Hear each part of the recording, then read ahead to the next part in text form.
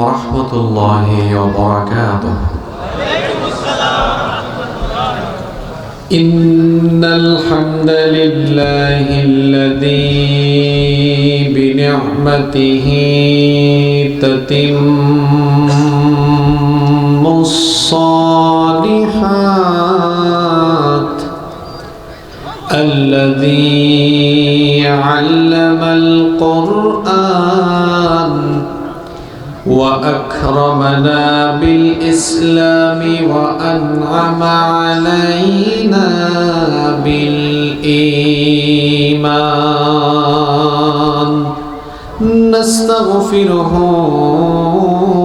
ونتوب إليه، وأشهد أن لا إله إلا الله وحده لا شريك له، وأشهد أن سيدنا وسندنا وحبيبنا وطبيبنا وطبيب أرواحنا محمدًا عبد الله ورسوله، أرسله بالحق بشيرا ونذيرا وداعيا إلى الله بإذنه وسراجا منيرا.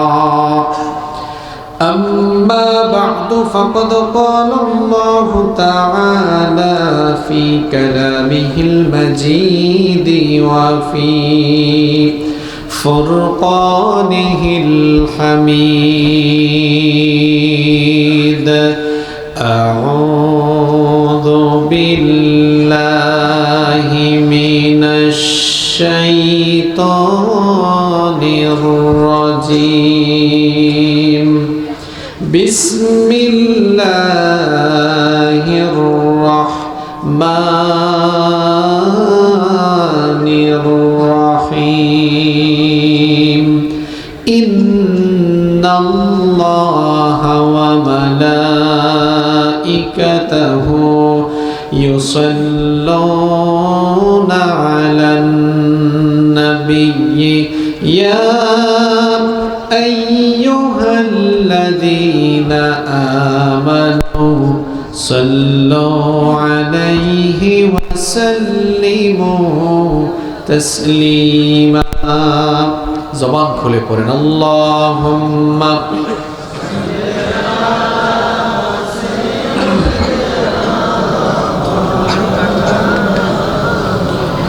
وعلى آل سيدنا.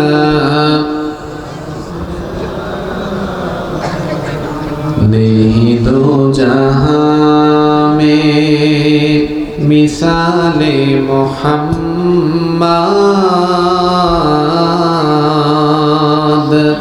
जमाले खुदा है कमाले मोहम्मद, हृदय मोहम्मद। अल्लाहुम्मा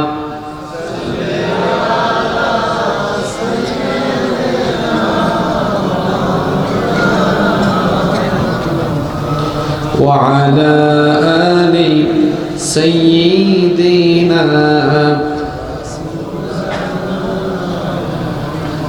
আল্লাহ আমার রব, এই রবি আমার সব। আল্লাহ আমার রব, এই রবি আমার সব। দমে দমে তনু মনে তারি অনুভব, দমে দমে তনু মনে তারি অনুভব। আল্লাহ আমার রব, এই রবি আমার সব। তোমার দুনিয়াতে আমি যেদিকে তাকাই, অথই নিয়ামতে ডুবে আছি সবাই। তোমার দুনিয়াতে আমি যেদিকে তাকাই, অথই নিয়ামতে ডুবে আছি সবাই। পাখ পাখালির গানে শুনি তসবিহ কলরব, তসবিহ কলরব। আল্লাহ আমার রব, এই রবি আমার সব।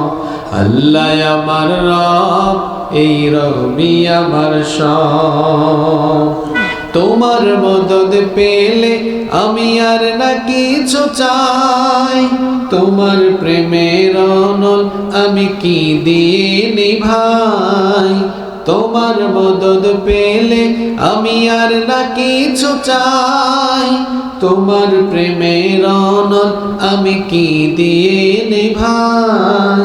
যার হয়েছ তুমি তার নেই যে পরাভব, নেই যে পরাভব। আল্লাহ আমার রব, এই রবি আমার সব। আল্লাহ আমার রব, এই রবি আমার সব। দমে দমে তন মনে তারি অনুভব। আল্লাহ আমার রব, এই রবি আমার সব। আল্লাহ আমার রব, এই রবি আমার সব।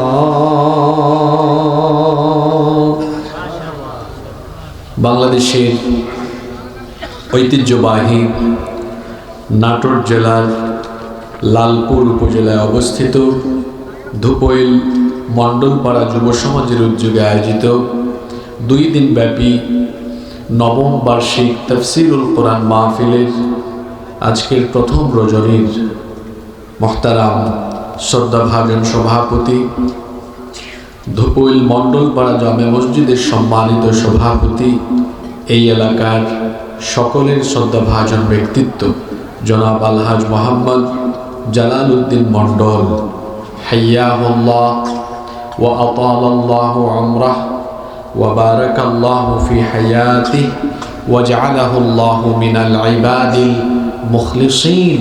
আমরা সকলে বলি আমিন। আজকের মাহফিলের সম্মানিত প্রধান অতিথি, বিশিষ্ট ব্যবসায়ী ও সমাজসেবক, আপনাদের সকলের প্রিয় এবং ভালোবাসার মানুষ জনাব মোহাম্মদ মেহেদী হাসান, বিশেষ অতিথি ডাক্তার আলী আহমেদ মডেল মাদ্রাসার সম্মানিত কোষাধ্যক্ষ জনাব মোহাম্মদ মিজানুর রহমান টিপু। আল্লাহ তাআলা উভয়কে দ্বীনের জন্য, কোরআনের জন্য কবুল করেন। আমরা সকলে বলি আমিন। এতক্ষণ আমাদের সামনে কোরআন সুন্নাহর আলোকে অত্যন্ত চমৎকার এবং তাৎপর্যবহ আলোচনা রেখেছেন বিশিষ্ট আলেমে দ্বীন হযরত মাওলানা রুহুল আমিন জিহাদি।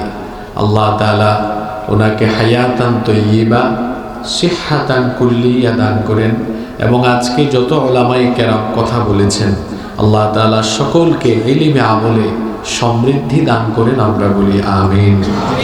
মাহফিলে উপস্থিত আমাদের মাথার তাজ শ্রদ্ধাভাজন উলামায়ে কেরাম এসেছেন, বিভিন্ন মাদ্রাসার আসাতিদায়ে কেরাম মাহফিলে এসেছেন, বিভিন্ন স্কুল কলেজের আমাদের সম্মানিত স্যারেরা এসেছেন, বিভিন্ন মসজিদের খুতাবা এবং আইম্মায়ে কেরাম উপস্থিত। এই এলাকার গণ্যমান্য এবং বিশিষ্ট ব্যক্তিবর্গ, আমার সামনে বসা পিতৃতুল্য সম্মানিত মুরব্বিয়ানে ইজাম, যুগে যুগে আল্লাহর জমিনে আল্লাহর দ্বীন প্রতিষ্ঠায় যারা অগ্রসেনানীর ভূমিকা পালন করেছেন, আমার কলিজার টুকরা প্রিয় যুবক, তরুণ এবং ছাত্র ভাইয়েরা, পর্দার আড়াল থেকে শ্রবণরতা সম্মানিতা মা এবং বোনেরা, উপস্থিত মিডিয়ার প্রিয় কর্মী এবং সাংবাদিক ভাইয়েরা, প্রশাসন এবং গোয়েন্দা সংস্থার সম্মানিত ভাইয়েরা, প্রিয় ধুপইল, লালপুর তথা আমার প্রিয় সম্মানিত নাটোরবাসী, আপনারা সবাই কেমন আছেন? আলহামদুলিল্লাহ, আল্লাহ আমাকেও ভালো রেখেছেন। আমাদের সবাইকে সুস্থতার সাথে বাঁচিয়ে রেখে আজকের এই সুন্দর, বরকতময়, নান্দনিক এবং জান্নাতি এই আয়োজনে আমাদেরকে শামিল হওয়ার তৌফিক যিনি দান করেছেন, গলার আওয়াজ বড় করে সবাই বলেন তো তিনি কে? সেই মহান রবের জন্য হৃদয়ের সবটুকু ভালোবাসা, আবেগ, অনুভূতিকে উজাড় করে দিয়ে খুশি মনে প্রাণবন্ত আওয়াজে উচ্চ কণ্ঠে কালিমাতুশ শুকর আদায় করে আমরা সকলে খুশি হয়ে পড়ছি আলহামদুলিল্লাহ। অসংখ্য অগণিত দুরুদ এবং সালাম পেশ করছি সর্বকালের সর্বযুগের সর্বশ্রেষ্ঠ মহামানব নবিয়ুনা ওয়া সাইয়্যিদুনা ওয়া কুদওয়াতুনা মুহাম্মাদুর রাসূলুল্লাহ সাল্লাল্লাহু আলাইহি ওয়াসাল্লামের প্রতি, যাকে আল্লাহ তাআলা আমাদের হেদায়েতের জন্য পাঠিয়েছেন। আল্লাহুম্মা সাল্লি আলাইহি আল্লাহুম্মা বারিক আলাইহি। অপ্রাসঙ্গিক অপ্রয়োজনীয় কোনো কথা বলে আমি সময়ের বরকত নষ্ট করতে চাই না। সরাসরি আল্লাহর কালাম থেকে আমরা হেদায়েতের নিয়তে কিছু কথা বলবো এবং শুনবো ইনশাআল্লাহ। আল্লাহ তাআলা আমাদেরকে হেদায়েতের নিয়তে বলার এবং শোনার তৌফিক দান করেন, আমরা বলি আমিন। সম্মানিত লালপুরবাসী, এই মাহফিলে যারা সর্বাগ্রে ভূমিকা পালন করেছে তারা হচ্ছে এই এলাকার ইয়াং সোসাইটি, যুব সমাজ, মুরব্বীরা সহযোগিতা করেছেন, যুবকরা এগিয়ে এসেছে। শুধুমাত্র যুবকদের প্রচেষ্টায় এই মাহফিল বাস্তবায়িত হয়নি, বরং এই এলাকাবাসীর সকলের ঐকান্তিক প্রচেষ্টার মধ্য দিয়ে আজকের এই মাহফিল বাস্তবায়িত হয়েছে। এই যে যুব সমাজ, এরা হচ্ছে মুসলিম উম্মার মূল শক্তি, মূল সম্পদ। শুধু মুসলিম উম্মাই নয়, যে কোনো সমাজ, সভ্যতা বা রাষ্ট্রের মূল সম্পদ হলো এই যুব সমাজ। যুব সমাজ হচ্ছে সভ্যতা কিংবা সমাজ বা রাষ্ট্রের মেরুদণ্ড। মেরুদণ্ড ছাড়া কি মানুষ সোজা হয়ে দাঁড়াতে কিংবা চলতে পারে?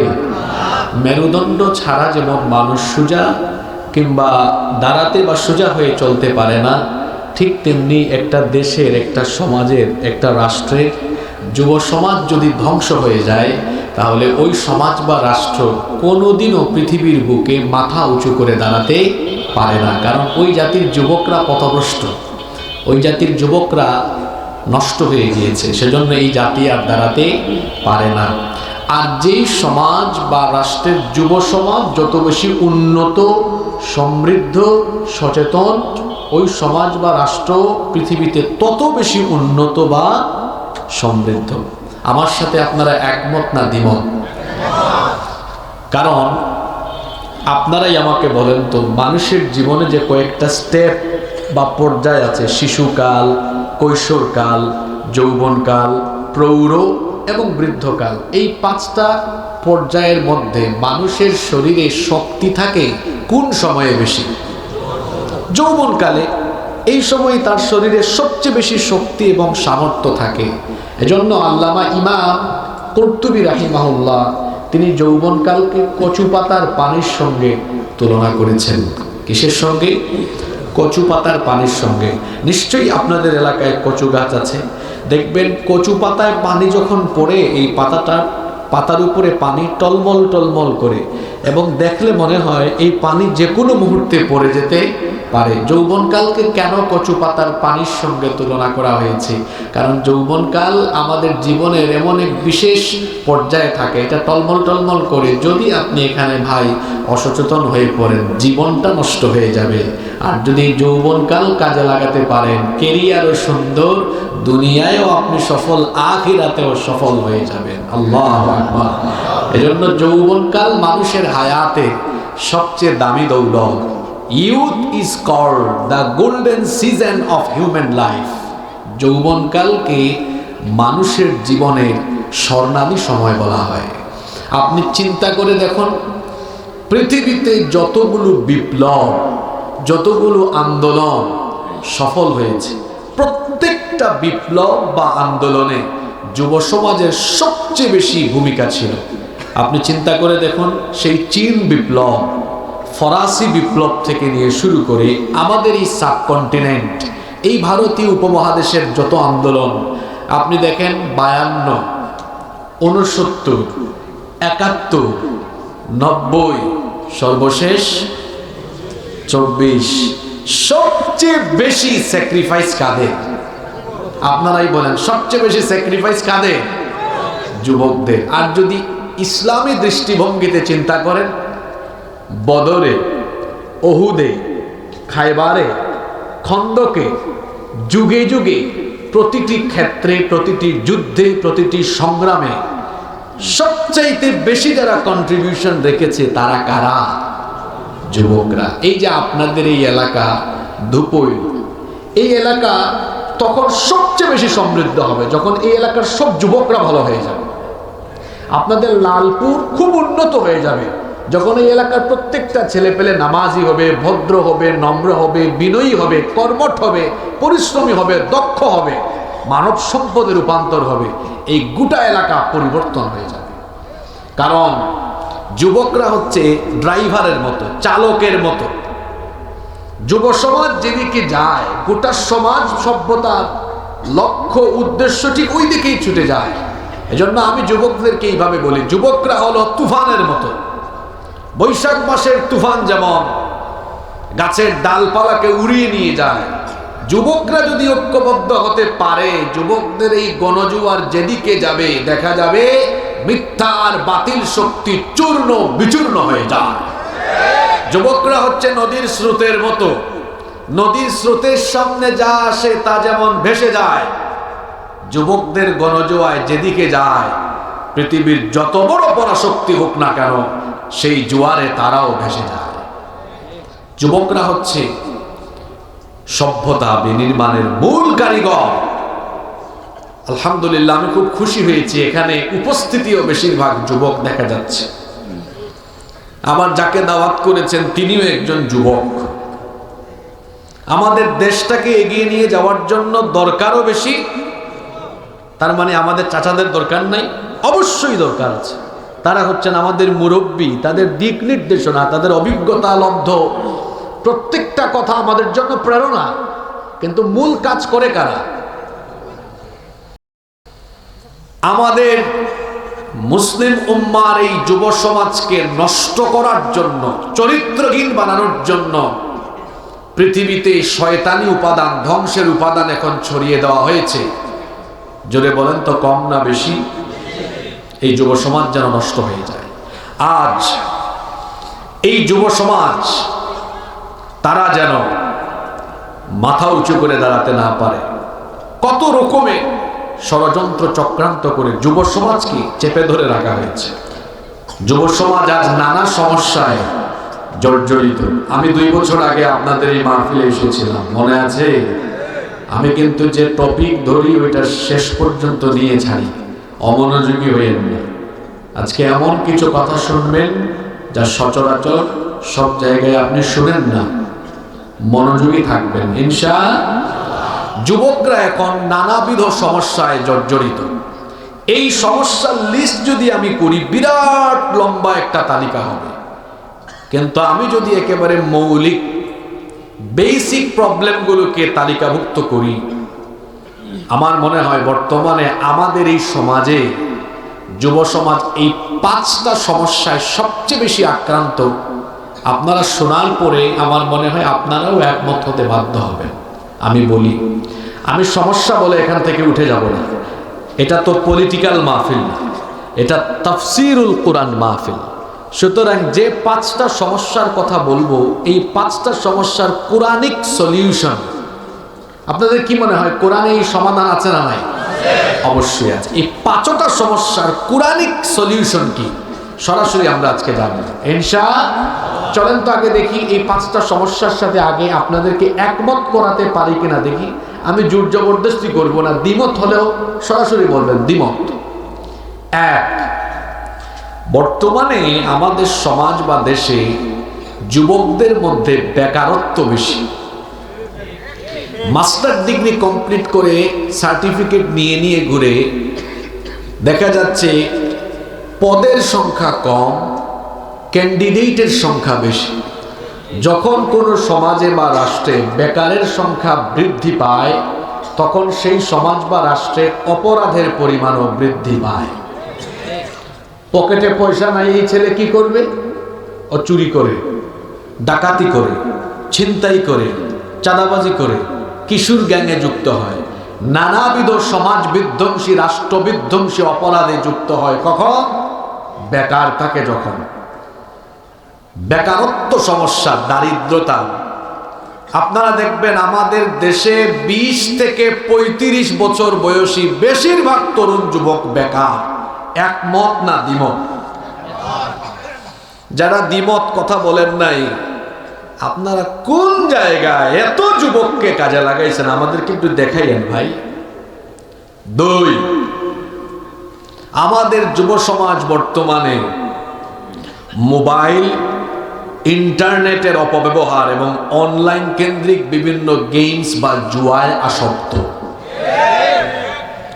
3, আমাদের যুব সমাজ বর্তমানে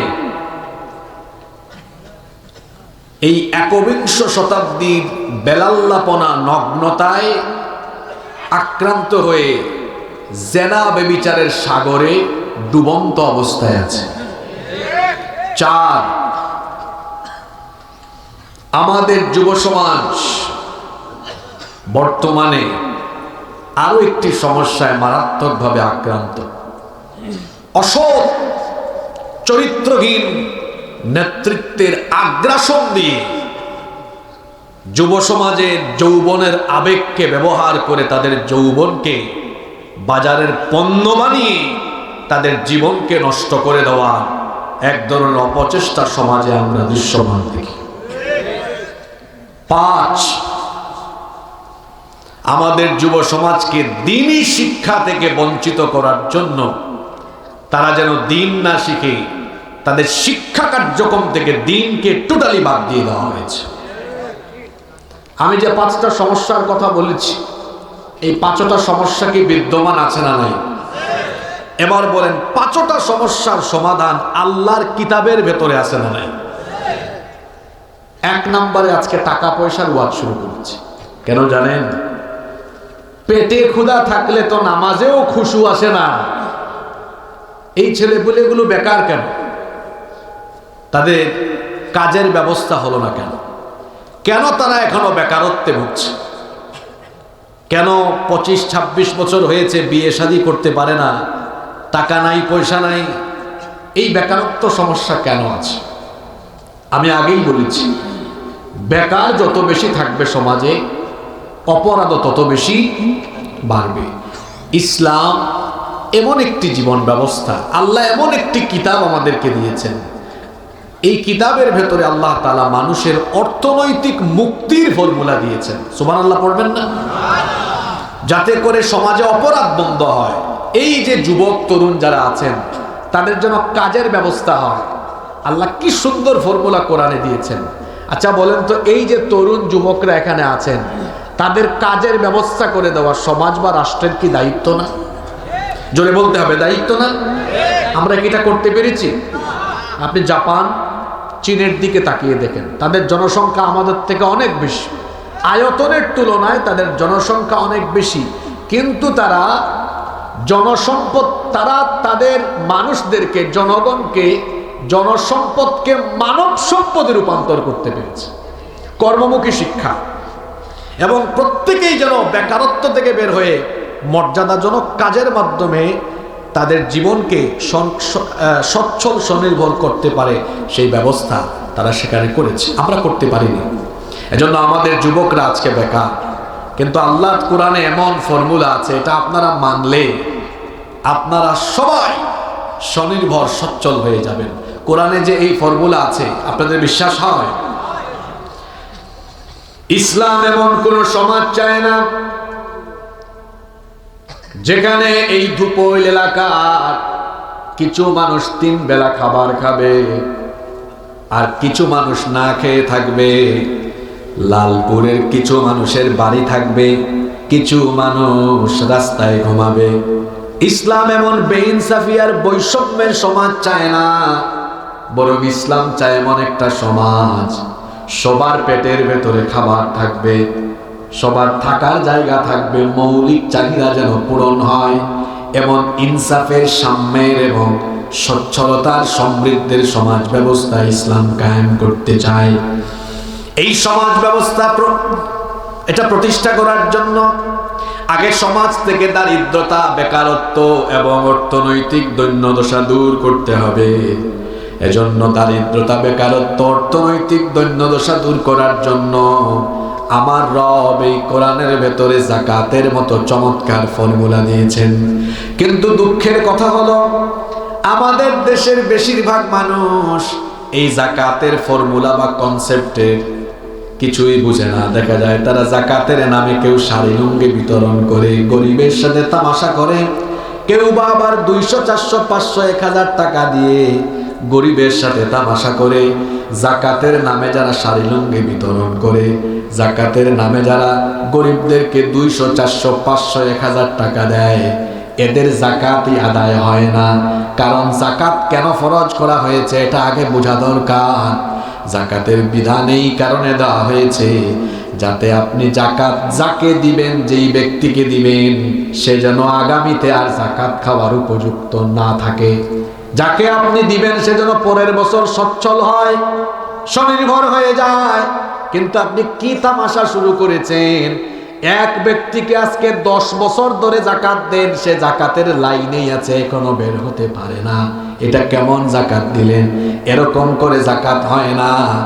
এই জন্য সমাজ, সভ্যতা বা রাষ্ট্রের সব মানুষ যেন অর্থনৈতিকভাবে সচ্ছল হয়, দারিদ্রতার যেন কবর হয়, বেকারত্ব যেন দূরীভূত হয়, কর্মসংস্থান যেন সৃষ্টি হয়।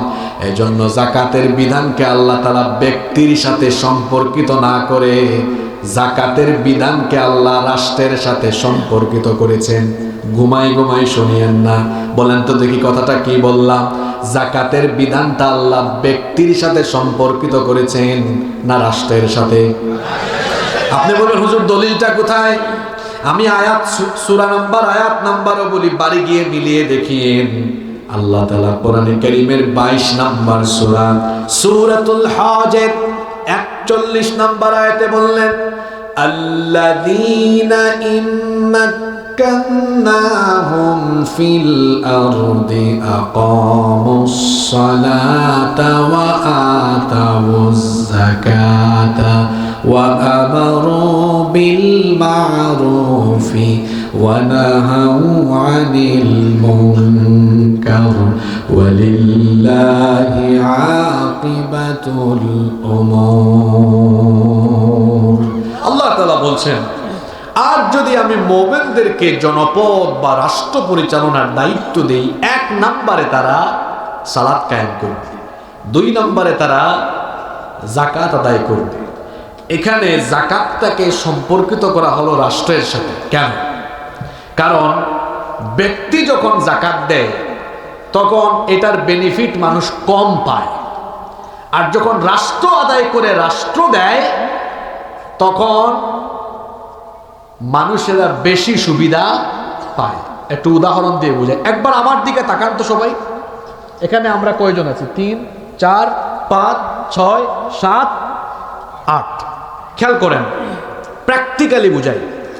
এই 8 জন ব্যক্তি আমরা এখানে সামনের সারিতে বসা। যাকাত কি সবার উপরে ফরজ হয়? না। যার কাছে নিসাব পরিমাণ মাল আছে তাদের উপরই যাকাত ফরজ হয়। এই 8 জন, পিছনে আছেন আরো 4-5 জন, মনে করেন এখানে আছেন টোটাল 13 জন। 8, 5, 13। এই 13 জনের মধ্যে 8 জনের উপরে যাকাত ফরজ। আমরা এই 8 জনের যাকাতের টাকাটা এখানে রাখলাম, এই যে তাকান, এই টেবিলের উপরে। যুবক ভাইরা অমনোযোগী হইয়েন না, বলছি না এমন কথা শুনবেন যে আগে শুনেন না। এই 8 জনের যাকাতের টাকা এখানে রেখে দেখলাম টোটাল এর পরিমাণ হয়েছে মাত্র 2 লক্ষ টাকা। জুড়ে বলেন তো কত লক্ষ? এই 2 লক্ষ টাকা আমরা এখন কি করলাম? এই ধুপইল গ্রাম থেকে 400 জন গরিব মানুষকে ডেকে এনে প্রত্যেককে 500, 500, 500, 500 করে দিলাম। সর্বমোট 500 জন মানুষ, 400 জন মানুষকে আমরা 500 করে দিলাম। তাহলে 2 লক্ষ টাকা। আপনারা আমাকে বলেন, এই যে 2 লক্ষ মানুষকে আমরা, এই 2 লক্ষ টাকা আমরা 400 জন মানুষকে 500, 500 করে দিলাম, তাই বলে কি 400 জন মানুষ ধনী হয়ে গেল? ওই এক বেলা খেতে পারবে, পরের বেলা আবার গরিবই থাকবে। কিন্তু আমরা যদি একটা কাজ করি, এই পাশের গ্রামে বা এই আরেকটা সমস্যা, ওনারে আরেকটা কাজে লাগাই দিলাম। 2 লক্ষ টাকা এভাবে 3-4 জনকে কাজে লাগাই দিলে লাভ, না 2 লক্ষ টাকা 400 জনকে 500 করে দিলে ভালো? জি, 3-4 জনকে যে দিলাম এরা আগামী বছর আর যাকাত খাওয়ার উপযুক্ত থাকবে? জোরে বলতে হবে, থাকবে। এই যে উদাহরণ দিয়েছি, এটা কি রাষ্ট্র দিয়ে দিয়েছি না আপনাদের গ্রাম দিয়ে? কথা বলে না। জি, গ্রাম দিয়ে। কিন্তু আল্লাহ বলছেন এটাকে রাষ্ট্রীয়ভাবে নাও। কিভাবে নাও? আচ্ছা, আল্লাহর ফর্মুলাটা আমরা মানি। এখানে আমরা বিএনপি, জামাত, চরমুনাই, জাতীয় পার্টি, বিভিন্ন দলের মানুষ আছে, কিন্তু ভাই বলেন তো আমাদের প্রথম পরিচয়টা কি? আমরা সবাই, এই তো বলেন, আমরা সবাই কি? এখন মুসলমান হিসাবে আমরা সবাই যদি আজকে বলি আমরা আল্লাহর বিধান এটা মেনে নেই, এখন আমরা কি করলাম? আমার দিকে তাকান, এটা একটা উদাহরণ, তো আপনারা কিছু মনে করেন। মনে করেন উনি হচ্ছেন জাকাত মন্ত্রী, আমার ভাই হচ্ছেন শ্রম মন্ত্রী, আমি হইলাম প্রধানমন্ত্রী। যেহেতু আমি বক্তব্য দিচ্ছি, বুঝাচ্ছি আপনাদেরকে, শোনেন। আমি বললাম, মাননীয় জাকাত মন্ত্রী, সারা দেশের মুসলমানদের সম্পদের হিসাব আপনার মন্ত্রণালয়ের আওতাভুক্ত করে, কারণ জাকাত তো অমুসলিমের উপরে ফরজ না, তাই না? তো উনি কি করলেন? সারা দেশের মুসলমানদের সম্পদের তালিকা মন্ত্রণালয়ের অধীন করলেন। সবার উপর তো জাকাত আসবেও না, যার কাছে নিসাব পরিমাণ মাল আছে। এখন যার কাছে নিসাব পরিমাণ মাল আছে তার বাড়িতে চিঠি বা মোবাইলে মেসেজ যাবে, এই যে জনাব অমুক সাহেব, আপনার এই বছর 12,600 টাকা আসছে, এটা লালপুরের ওই অফিসে বা অমুক ব্যাংকে জমা দেন। এখন সারা দেশের জাকাত দাতাদের টাকা গিয়ে জমা হচ্ছে কয় জায়গায়? কথা বলছেন না আপনারা? এই ছেলেরা বাদাম খাচ্ছ, খাও, এদিকে তাকাও, কয় জায়গায় জমা হচ্ছে? আচ্ছা, রাষ্ট্র যখন সারা দেশের মুসলমান জাকাত দাতাদের থেকে টাকাটা নিচ্ছে, তখন কি 2 লাখ হবে? কি মনে হয় এটা কত হইতে পারে? হ্যাঁ, কয়েক শত হাজার। এখন দেখা গেল সারা দেশ থেকে, মনে করেন এই বছর উঠছে 140,000 কোটি। এটা উঠা সম্ভব না অসম্ভব? কি আর 140,000 কোটি, আরো বেশি উঠবে, আরো বেশি উঠতে পারে। আচ্ছা, ধরলাম 140,000 কোটি টাকা। ওই যে আমার ভাই, এবার তাকে বললাম, মাননীয় শ্রম কর্মসংস্থান মন্ত্রী, আপনি এই দেশের সব বেকারদের একটা তালিকা করেন। এখন উনি একটা চিরুনি অভিযান চালাইছেন, আসছে এই দুপুল গ্রামেও এসে এই যে বেকার কিছু ছেলেপেলে আছে না, এদের তালিকা তৈরি করছে। এখন সারা দেশ থেকে মোট 70 লক্ষ যুবকের একটা তালিকা করা হলো। আচ্ছা বলেন তো, আমাদের দেশে কি এই পরিমাণ বেকার হবে না আরো বেশি? আচ্ছা, তবে আমরা প্রাথমিকভাবে একটা তালিকা করলাম 70 লক্ষ। জোরে বলেন, কত লক্ষ? 70 লক্ষকে একসাথে ঢাকায় নেওয়া যাবে না, ঢাকা অচল হবে। এই জন্য ধাপে ধাপে আনা হলো। এনে বলা হলো, এই ছেলে বাদাম খাচ্ছ, এদিকে আসো, আসো, ধরো 2 লাখ টাকার চেক। এই 2 লাখ টাকা নিয়ে লালপুরে কি ডিসকভার মোটরসাইকেল কিনে পাকপাকুম করে চালাও, না হাঁসের খামার করো, মুরগির খামার করো, কুটির শিল্প করো, একটা দোকান দাও, টঙের দোকান দাও, ভ্যান কিনো, সিএনজি কিনো, কি করো কি করো না, এই লালপুরে আমাদের অডিট অফিসার আছে, এটা মনিটরিং করবে। এইভাবে 70 লক্ষ বেকার ছেলেদের হাতে, প্রত্যেকের হাতে দেওয়া হলো কয় লাখ টাকার চেক? তাহলে 70 লক্ষ গুণ 2 লক্ষ সমান কত? 140,000 কোটি টাকা। বিশ্বাস করেন, এই বুদ্ধি ফর্মুলা কোনোটাই আমার না, এটা কার? জোরে বলেন, কার? তাহলে আল্লাহর দেওয়া এই ফর্মুলা নিলে দেখা যাচ্ছে 1 বছরে রাষ্ট্রীয়ভাবে কত লক্ষ যুবকের কর্মসংস্থান বা কাজের ব্যবস্থা করা যাচ্ছে। যারা শুনল না কথাগুলো, তারা সোনার খনির মতো কথাবার্তাগুলো মিস করেছে। কত লক্ষ? 70 লক্ষ কাজে লাগিয়ে দিলাম। ফর্মুলাটা কার? আপনারা এবার বুঝে শুনে বলেন, এই ফর্মুলাটা যদি 5 বছর, 7 বছর, 10 বা 15 বছর চলমান থাকে, অন্তত 10-15 বছর পরে আর কি কোনো বেকার, দরিদ্র, অসহায়, গরিব কোথাও খুঁজে পাওয়া যাবে? জোরে বলতে হবে, যাবে? একমত? একমত? একমত? আমি আজকে ফজরের নামাজের পরে বাসা থেকে বের হয়েছি, চট্টগ্রাম থেকে লম্বা সফর করেছি, গাড়ি দিয়ে এসেছি টোটাল। কত জায়গায় আমি কত রকম কথা শুনেছি। কি শুনছি? আমরা সুযোগ পেলে ক্ষুধা মুক্ত, দারিদ্রতা মুক্ত দেশ বানিয়ে দিব। ওগো আমরা দেখেছি গো, 5 বছর আপনি কি করেন দেখে ফেলেছি আমরা। সুযোগ পাইলে আপনি নিজের ক্ষুধা মিটাতে পারেন না, আমাদের ক্ষুধা কখন মিটাবে?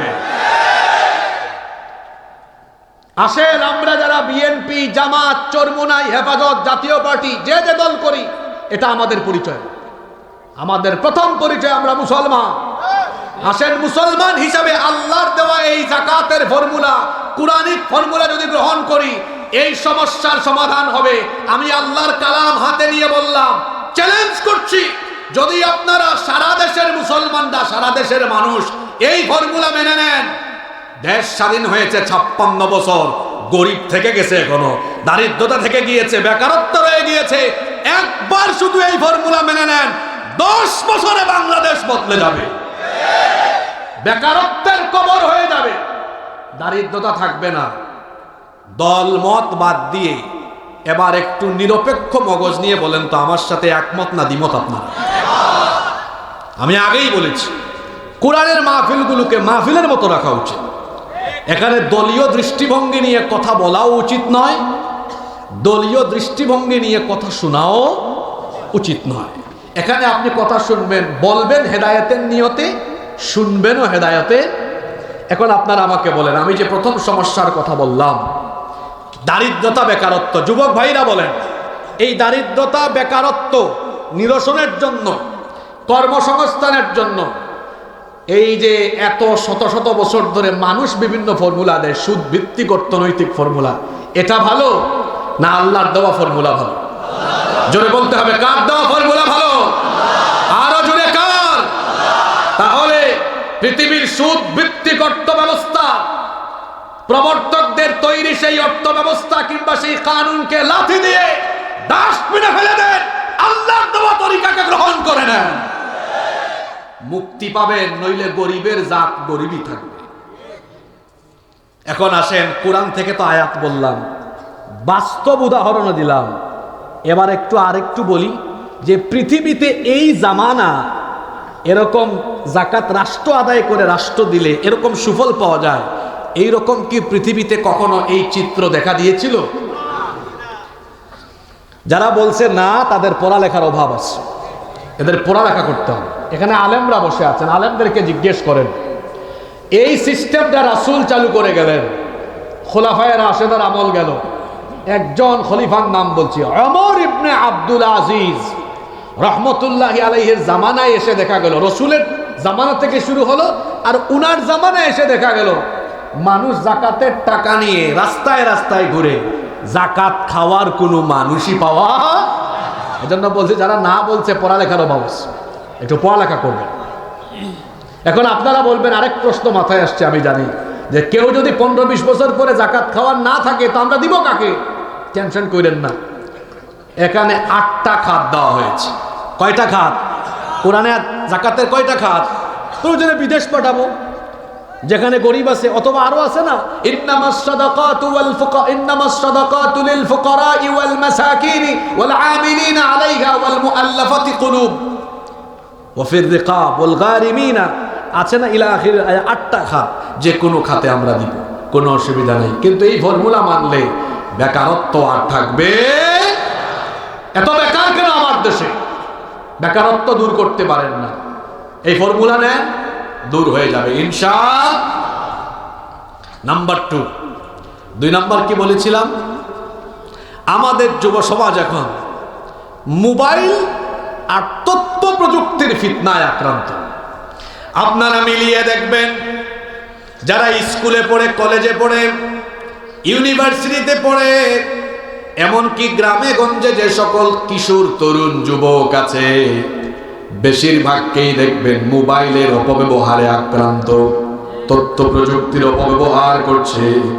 ছোট ছোট ছেলে মেয়েরা স্কুলে পড়ে, কলেজে পড়ে, কি আশ্চর্য অবস্থায় এদের টিকটক অ্যাকাউন্ট আছে। এরা দেখা যায় অনলাইন বিভিন্ন গেমসে এমন মাত্রায় আসক্ত, এখানে বহু প্যারেন্টস, বহু বাবা মা আছেন, তারা এটা জানেন তাদের সন্তানরা কি পরিমাণ মোবাইল গেমসে আক্রান্ত। আগে তো মানুষ গ্রামে গঞ্জে বাঁশ জারের চিপায় চাপায় জুয়া খেলতো, এখন অনলাইনে কিশোর তরুণ যুবকেরা জুয়া খেলে, ঠিক না বেটি? অনেক অনলাইন জুয়া এখন চালু হয়ে গিয়েছে, অনলাইনে জুয়া খেলছে। শুধু কি তাই? এখানে তো বিষয়টা শেষ নয়।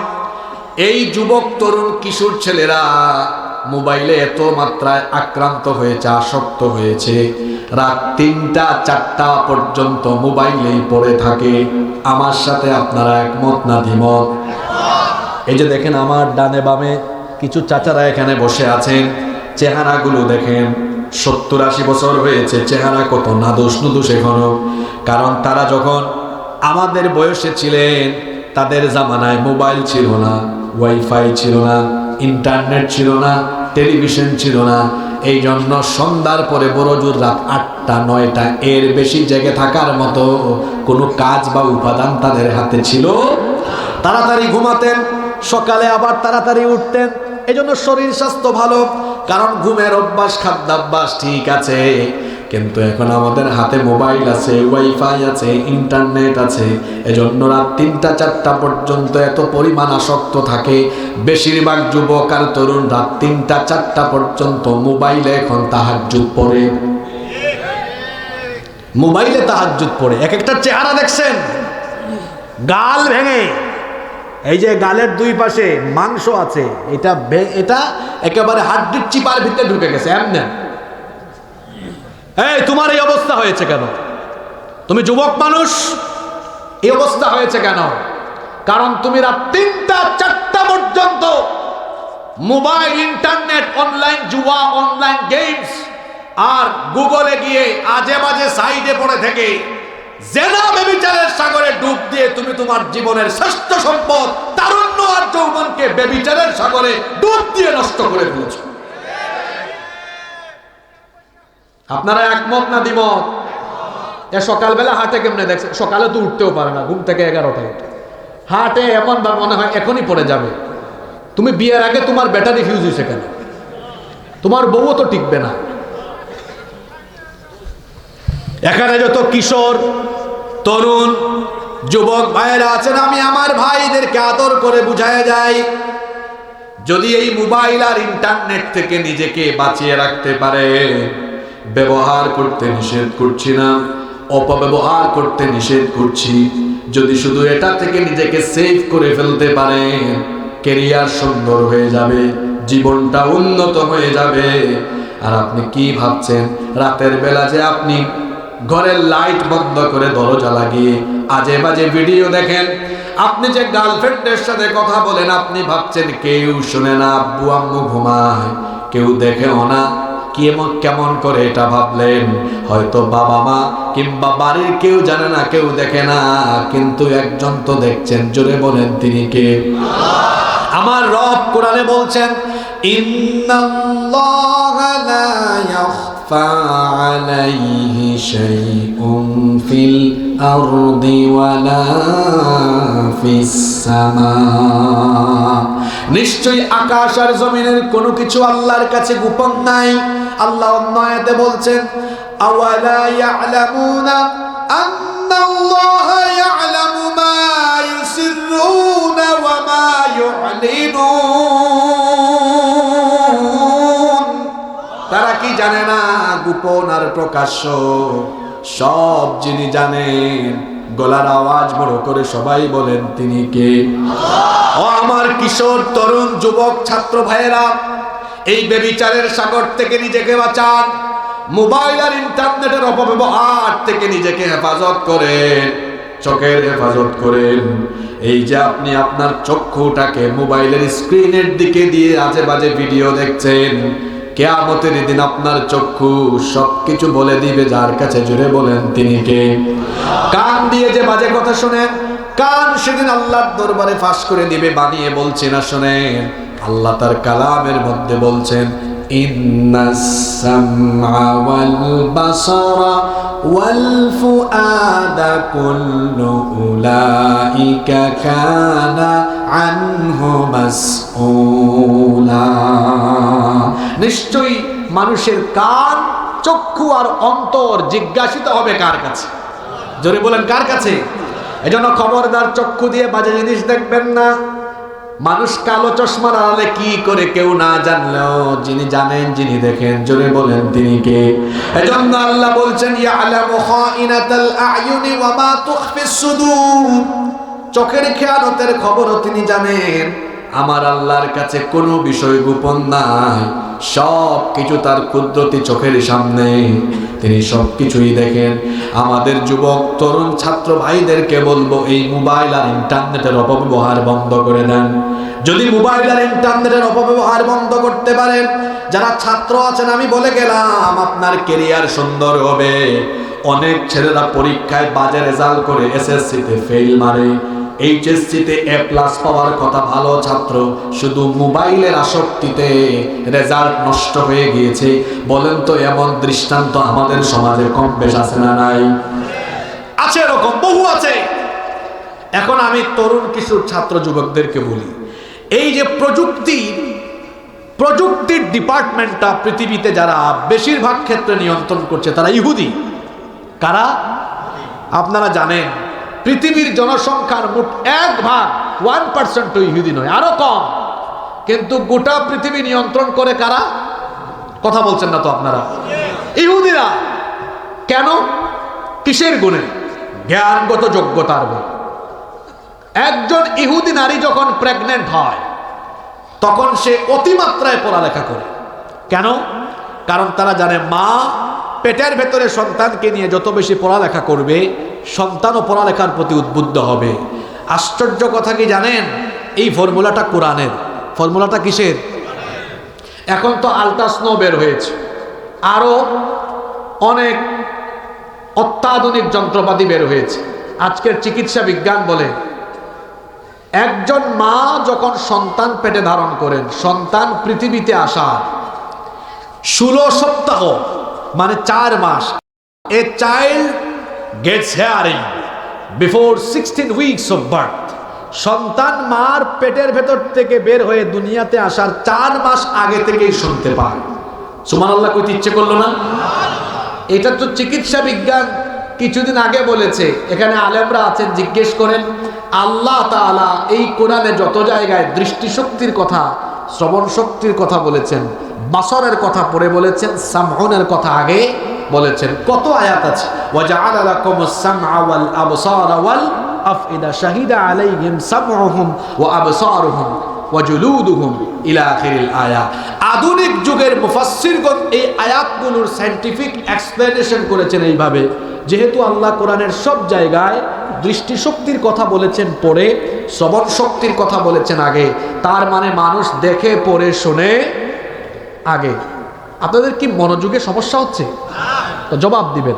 তাহলে কোরআন আর বিজ্ঞান একমত, সন্তান জন্মের কয় মাস আগে শোনে? জোরে বলেন। কোথায় থাকতে? তাহলে যে মহিলা পেটে সন্তান নিয়ে সারাদিন ঝাঁকানাকা গান শুনে, ভারতীয় সিরিয়াল দেখে, আল্লাহর কসম এই মহিলার পেট থেকে যে সন্তান বের হবে এইটাও ঝাঁকানাকা মার্কা সন্তান হবে। আর যে মহিলা পেটে সন্তান নিয়ে সারাদিন কোরআন তেলাওয়াত করে, জিকির আজকার করে, তাসবিহ তাহলিল করে, এই মহিলার পেটের ভেতর থেকে বের হয়ে আল্লাহর ওলি পয়দা হবে। তাহলে ইহুদি নারীরা যে পেটে সন্তান নিয়ে পড়ালেখা করে কেন করে বুঝছেন? শুধু তাই নয়, ইহুদিরা এত পরিমাণ, ইহুদির বাচ্চারা সন্তানরা পড়ালেখা করে 13, 14 বছর, 15 বছর বয়সে এত পরিমাণ পড়ালেখা করে, গবেষণা করে, আপনি অবাক হয়ে যাবেন। এজন্য তো তারা প্রযুক্তি খাতকে গোটাটা নিয়ন্ত্রণে নিয়ে ফেলেছে। তারা বানায়, আপনার হাতে দেয়, আর আপনি কি করেন? অপব্যবহার করেন, মজা নেন। ও আমার কিশোর তরুণ কলেজ স্কুলের ছাত্র যারা এখানে বসে আছো, তোমরাও তো চাইলে পড়ালেখায় মনোযোগী হয়ে, গবেষণায় মনোযোগী হয়ে এই যোগ্যতায় তোমরাও যেতে পারবে, যদি তোমরা মোবাইল আর তথ্য প্রযুক্তির অপব্যবহার কমিয়ে এই বয়সটাকে পড়ালেখা গবেষণায় কাজে লাগাও। আগামীতে বাংলাদেশের ঘরে ঘরে বিজ্ঞানী পয়দা হবে। তোমরা করেছোটা কি? আশ্চর্য কথা। ক্লাস 7-এর ছাত্র ওই দিন আমাকে মাহফিলে বলে, হুজুর আপনি আমাকে আপনার ফ্রেন্ড লিস্টে অ্যাড করেন। আমি রিকোয়েস্ট পাঠিয়েছি, এখনো অ্যাকসেপ্ট করলেন না। আশ্চর্য, তুমি কোন ক্লাসে পড়ো? কয় 7-এ। তোমার আইডিয়া আছে? কয় আছে, একটা না দুইটা। বললাম দুইটা কেন? কয় একটাতে 5000 ফিল আপ হয়েছে, আরেকটা বলছে। বললাম তুমি যে জিনিস, দুইটা চালাও কেমনে? কয় সব পারি। চেহারা সুরত ভালো না। কি আশ্চর্য অবস্থা! ছোট ছোট ছেলে মেয়েরা টিকটক করে, 5-6-এ পড়ে। বলেন তো আছে না নাই? কেন আজরা নষ্ট হয়ে যাচ্ছে?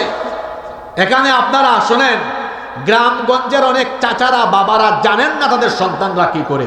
আপনারা না জানলে কি হবে? হেরা পাক না।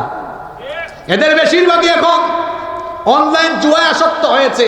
বিভিন্ন অনলাইন গেমস এরা ডাউনলোড করে অথবা বিভিন্ন সাইটে গিয়ে এই অনলাইন গেমস ঘন্টার পর ঘন্টা খেলে সারা রাত ওই সাইটগুলোতে পড়ে থাকে। নষ্ট হয়ে যাচ্ছে আমাদের প্রজন্ম, আমাদের কিশোররা ধ্বংসের পথে চলে যাচ্ছে। এখান থেকে ফিরে আসার কোরআনিক ওষুধ হলো, এখান থেকে ফিরে আসার কোরআনিক ফর্মুলা হলো আমল বাড়াতে হবে, এর পাশাপাশি আমার আল্লাহকে ভয় করতে হবে। কারণ হলো আমি আপনি যাই করি না কেন সবকিছু দেখছেন কে? আল্লাহর ভয়টা কেমন করে থাকবে? আল্লাহর ভয়টা তখনই থাকবে যে আমি যা করছি সব আল্লাহর চোখের সামনে, তিনি সবই দেখেন। অন্তরে যখন এই ভয়টা আসবে তখন আল্লাহর ভয়ে জীবনটা এমন হবে, ওই যে আমি বলি জীবনটা হবে বাইম মাছের মতো। আপনাদের এলাকায় আপনারা এই মাছটাকে কি বলেন? বাইম মাছ চিনেন তো? হ্যাঁ, বাইম মাছ থাকে কোথায় বলেন তো? জোরে বলেন। এটাকে টেনে বের করে যখন পাতিলে বা পাত্রে রাখেন তখন কি তার গায়ে কোনো কাদা দেখা যায়? অথচ ছিল কোথায়?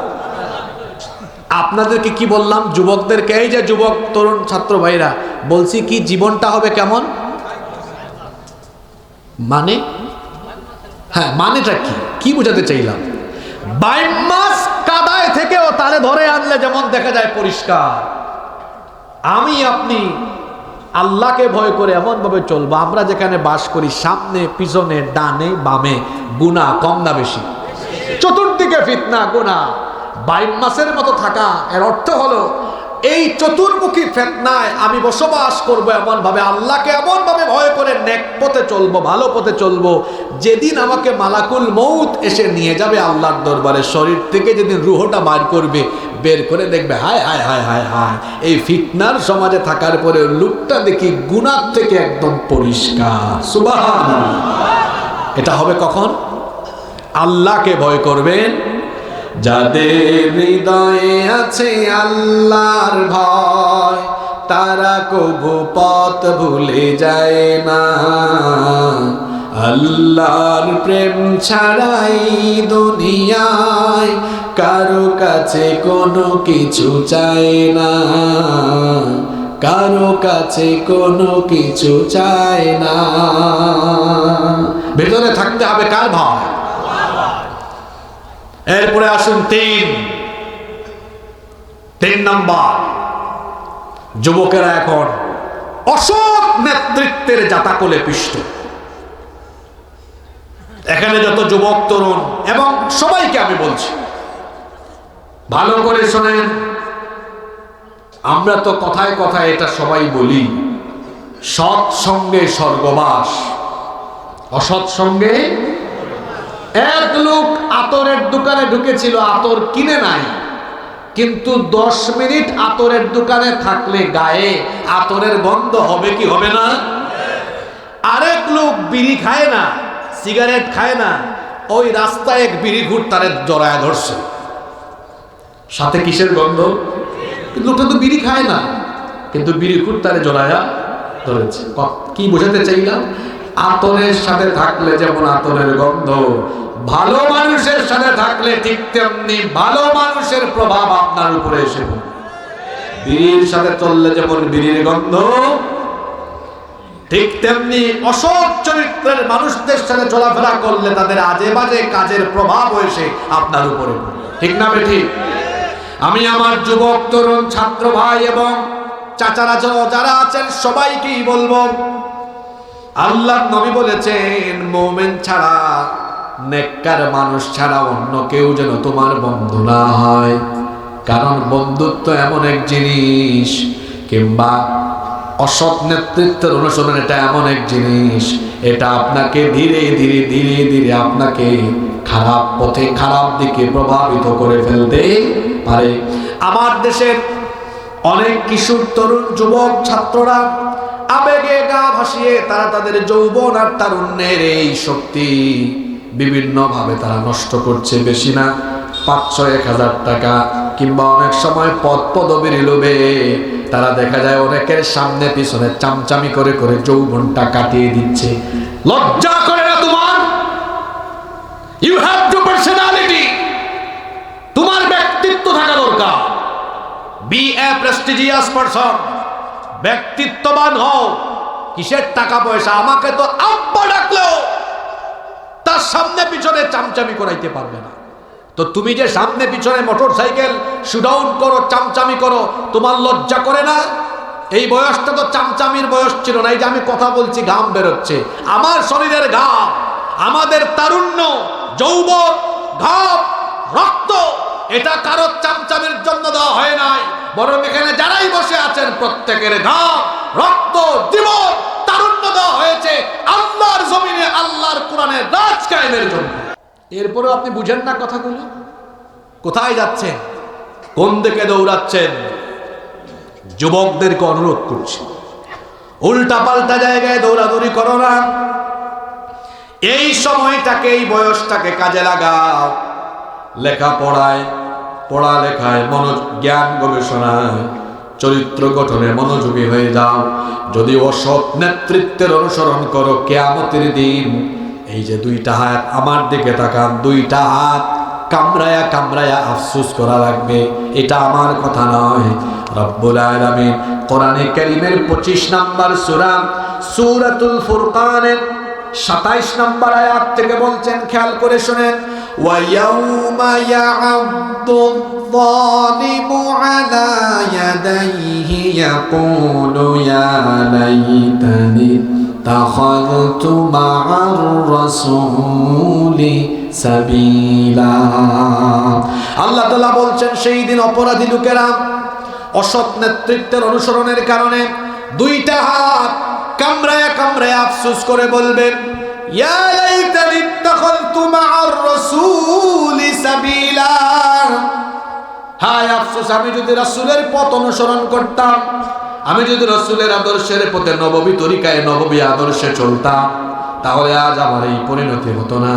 কথাটা তো এখানে শেষ না, এরপরে তারা আরো বলবে। আল্লাহ পরের আয়াতে বলছেন, এরা আফসোস করে এভাবে বলবে, ইয়া ওয়াইলাতা লাইতানি লাম আত্তাখিয ফুলানান খলিলা। হায় আফসোস, লাম আত্তাখিয ফুলানান খলিলা। অমুককে যদি আমি আমার নেতা না মানতাম, অমুকের কথা যদি না মানতাম, অমুকের সাথে যদি না চলতাম, আজ আমাকে এই জাহান্নামে এসে দুই হাত কামড়ায়া কামড়ায়া আফসোস করা লাগতো না। কথা কি ঢুকে? বোঝা যায়? এই পরিষ্কার কথা শোনার পরে, বুঝার পরেও যারা এই রকম কাজে লিপ্ত থাকবে, আমি মনে করব তার মাথায় শয়তান পেশাব করে দিয়েছে। এত সহজ কথা বুঝেন না কেন? সূরা নাম্বার, আয়াত নাম্বার সহ বলি, তাও আপনার বুঝ আসে না। অসৎ নেতৃত্ব মানে হলো যারা মানুষকে বিপদগামী করে, যারা মানুষকে ভুল পথে, যারা মানুষকে বিভ্রান্তির পথে, জাহান্নামের পথে ধাবিত করে, তাদের অনুসরণ যারা করবে, আল্লাহ বলছেন দুই হাত কামড়ায়া কামড়ায়া কিয়ামতের দিন আফসোস করতে থাকবে। এখানে শেষ নয়, কিয়ামতের দিন এই সকল ভণ্ড নেতা আর কর্মীদের যখন জাহান্নামে সাক্ষাৎ হবে, সাক্ষাৎ হওয়ার পরে কর্মীরা তাদের নেতাদেরকে আটকায়া তারা কি বলবে শুনেন। এই যে আমি আয়াতটা একেবারে বেরো করে ফেলেছি, কোরআনে কারীমের 14 নম্বর সূরা, সূরা ইব্রাহিমের 21 নম্বর আয়াত। এটা আল্লাহ বলছেন, ফাকালা الضعفاء للذين استكبروا إنا كنا لكم تبعا فهل أنتم مغنون عنا من عذاب الله من شيء। আমি একেবারে শব্দে শব্দে অনুবাদ করি। ভণ্ড গুমরা পথভ্রষ্ট জাহান্নামী কর্মীরা জাহান্নামী নেতাদেরকে আটকায় বলবে, শুনেন, ইন্না কুন্না, নিশ্চয়ই আমরা ছিলাম, লাকুম তাবাআন, আপনাদের অনুসারী, ফাহাল আনতুম মুগনুনা আন্না মিন আযাবিল্লাহি মিন শাই, আজকে আল্লাহর আযাব থেকে আমাদেরকে বাঁচানোর জন্য আপনারা কি কিছু করতে পারবেন? দুনিয়ায় তো বহুত কিছু করেছেন, আমরা আটকালে বলেছেন এটা আমার, কিছু বলি আর না, ছাড়েন ছাড়েন, হেল্প পাইছি আপনাদের, আজকে কিছু করেন। ফাহাল আনতুম মুগনুনা আন্না মিন আযাবিল্লাহি মিন শাই, তখন তারা বলবে, এই বেটা তো লাফালাফি করো না। নেতারা তখন তাদের কর্মীদেরকে বলবে, ক্বালু লাউ হাদানাল্লাহু লাহাদাইনাকুম, লাউ হাদানাল্লাহ, যদি আল্লাহ আমাদেরকে হেদায়েত দিতেন, লাহাদাইনাকুম, আমরা তোমাদেরকে হেদায়েত দিতাম। কাম সারছে, কথাটা লালপুরে বললে ভালো হইতো, বলছে কোথায় গিয়া? শুনতেছেন আপনারা? বলছে কোথায়? যদি এখানেও বলতো পৃথিবীতে থাকা অবস্থায়, তো কাম সারছিল, বেঁচে গেতাম। বলছে কে কোথায়? বলছে আমাদের কপালে হেদায়েত ছিল না, লাউ হাদানাল্লাহ, আল্লাহ যদি আমাদের হেদায়েত দিতেন, লাহাদাইনাকুম, আমরা তোমাদেরকে হেদায়েত দিতাম। তখন তারা আরো বলবে, শোনো, লাফালাফি করো না, সাওয়াউন আলাইনা আজাজি'না আম সাবারনা মা লানা মিন মাহিস, আজকে ধৈর্য ধরো, সবর করো আর না করো, আজকে তোমাদের অবস্থা আর আমাদের অবস্থা জাহান্নামে সমান সমান। ওলামা মাশায়েখ যারা আছেন, অনুবাদে কি কোনো ভুল হয়েছে নাকি? সাওয়া, আজকে তোমাদের আর আমাদের অবস্থা কি? সমান সমান। কিন্তু কর্মীরা এটা মানবে না, শুনতেছেন আপনারা? মানবে না, তারা বলবে আমরা এটা মানি না। এরা তখন আল্লাহর দরবারে তাদের ভণ্ড পথভ্রষ্ট নেতাদের বিরুদ্ধে আল্লাহর দরবারে আবেদন করবে দুইটা। জোরে বলেন কয়টা? প্রথম আবেদন করবে রাব্বুল আলামিন, এরা আমাদেরকে দুনিয়ায় ব্যবহার করেছে চামচার মতো, কিন্তু এদের কারণে আজকে জাহান্নামে আসলাম। মাবুদ গো, তোমার কাছে আমাদের ফরিয়াদ হলো, এদেরকে আমাদের সামনে এনে দাও। আল্লাহ বলবেন, সামনে ফেলে দিলে কি করবা? তখন তারা বলবে, নাজআলহুমা তাহতা আকদামিনা লিয়াকুনা মিনাল আসফালিন, আমাদের সামনে ফেলে দেন, দুই পা দিয়ে তার বুকের উপরে তাকে পদদলিত করে জাহান্নামে যাবে। আল্লাহু আকবার। কোন কথা গোপন আছে কোরআনে? এটা কয় নাম্বার দাবি? কথা বলেন। এক। দুই নাম্বার দাবি হলো, তারা বলবে, ওগো আল্লাহ, আমাদের দুই নাম্বার দাবি হলো, তারা বলছে আজ জাহান্নামে কি আযাব নাকি সমান সমান হবে, কিন্তু এটা আমরা মানি না। আমাদের দাবি হলো, রব্বানা আতিহিম দিআফাইনি মিনাল আযাবি ওয়ালআনহুম লা'নান কাবীরা। তারা বলবে, হে আমাদের রব, আজ আপনি জাহান্নামে আমাদেরকে যে আযাব দিবেন, আতিহিম দিআফাইনি মিনাল আযাব, আমাদেরকে আপনি যে আযাব দিবেন, এদেরকে আমাদের আযাবের ডবল আযাব দিয়ে, আমাদেরকে যেটা দিবেন এদেরকে আমাদের থেকে কি দিবেন? ডবল দিবেন। কথাগুলো বানিয়ে বললাম না কোরআন থেকে বললাম? এত পরিষ্কার কথা না বুঝে দৌড়াদৌড়ি যদি করেন, ওই যে বললাম, তো শয়তান মনে হয় মগজে পেশাব করেছে, এই জন্য এই সত্য সুন্দর সঠিক কথা আপনার বুঝে আসে না। অসৎ নেতৃত্বের অনুসরণ মানুষকে ধ্বংসের পথে ধাবিত করে, দুনিয়াতেও করে আখিরাতেও করে। এজন্য আমি বলেছি যুব সমাজের কথা, যুবক ভাইয়েরা, চামচামিতে লিপ্ত হয়েন না, ব্যক্তিত্ববোধ বাড়া, আত্মসম্মান বাড়া, পড়ালেখা, জ্ঞান, গবেষণায় অধ্যয়নে এগিয়ে যান, নিজেকে এমন যোগ্যতায় নিয়ে যান যাতে মানুষ আপনার পেছনে লাইন দেয়। নাম্বার 4, যুব সমাজ 4 নাম্বার আরেকটা যে সমস্যায় আজকে আক্রান্ত, সেটা হচ্ছে জিনা ব্যভিচার।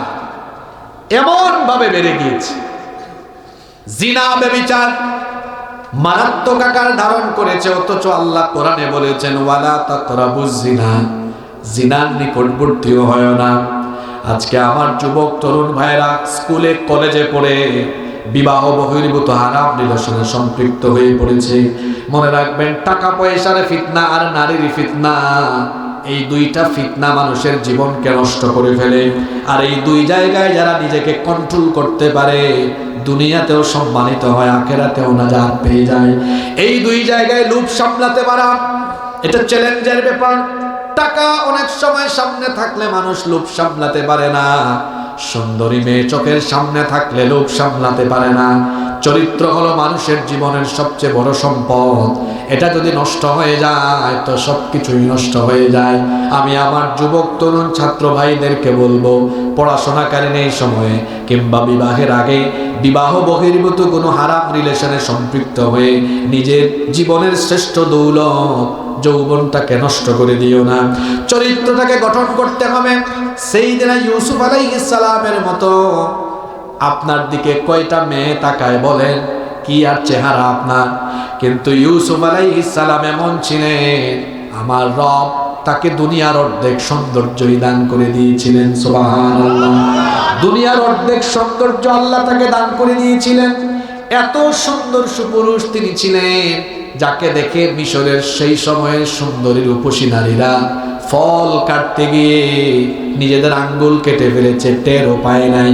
এতটাই ফিলিংলেস, অনুভূতি শূন্য হয়ে গিয়েছিল, ফল কাটতে গিয়ে আঙ্গুল কেটেছে, টেরও পায় নাই। তিনি যে ঘরে লালিত পালিত হয়েছেন, সেই ঘরের দুষ্ট নারী জুলাইখা প্রত্যেক দিন তার চোখের সামনে ইউসুফ আলাইহিস সালামকে দেখতে দেখতে পাগল পাড়া হয়ে গেল। একদিন সে নির্জনে তার দাসীর মাধ্যমে সাইয়েদনা ইউসুফ আলাইহিস সালামকে তার খাস কামরায় ডেকে নিয়ে আসলো। 7টা দরজা ছিল, সবগুলো দরজায় তালা লাগিয়ে সবগুলো দরজা বন্ধ করে দিল।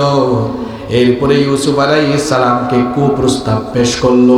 সাইয়েদনা ইউসুফ আলাইহিস সালাম তখন আল্লাহ তাআলাকে ভয় করে এই মহিলার কুপ্রস্তাবকে রিজেক্ট করলেন, প্রত্যাখ্যান করে দিলেন।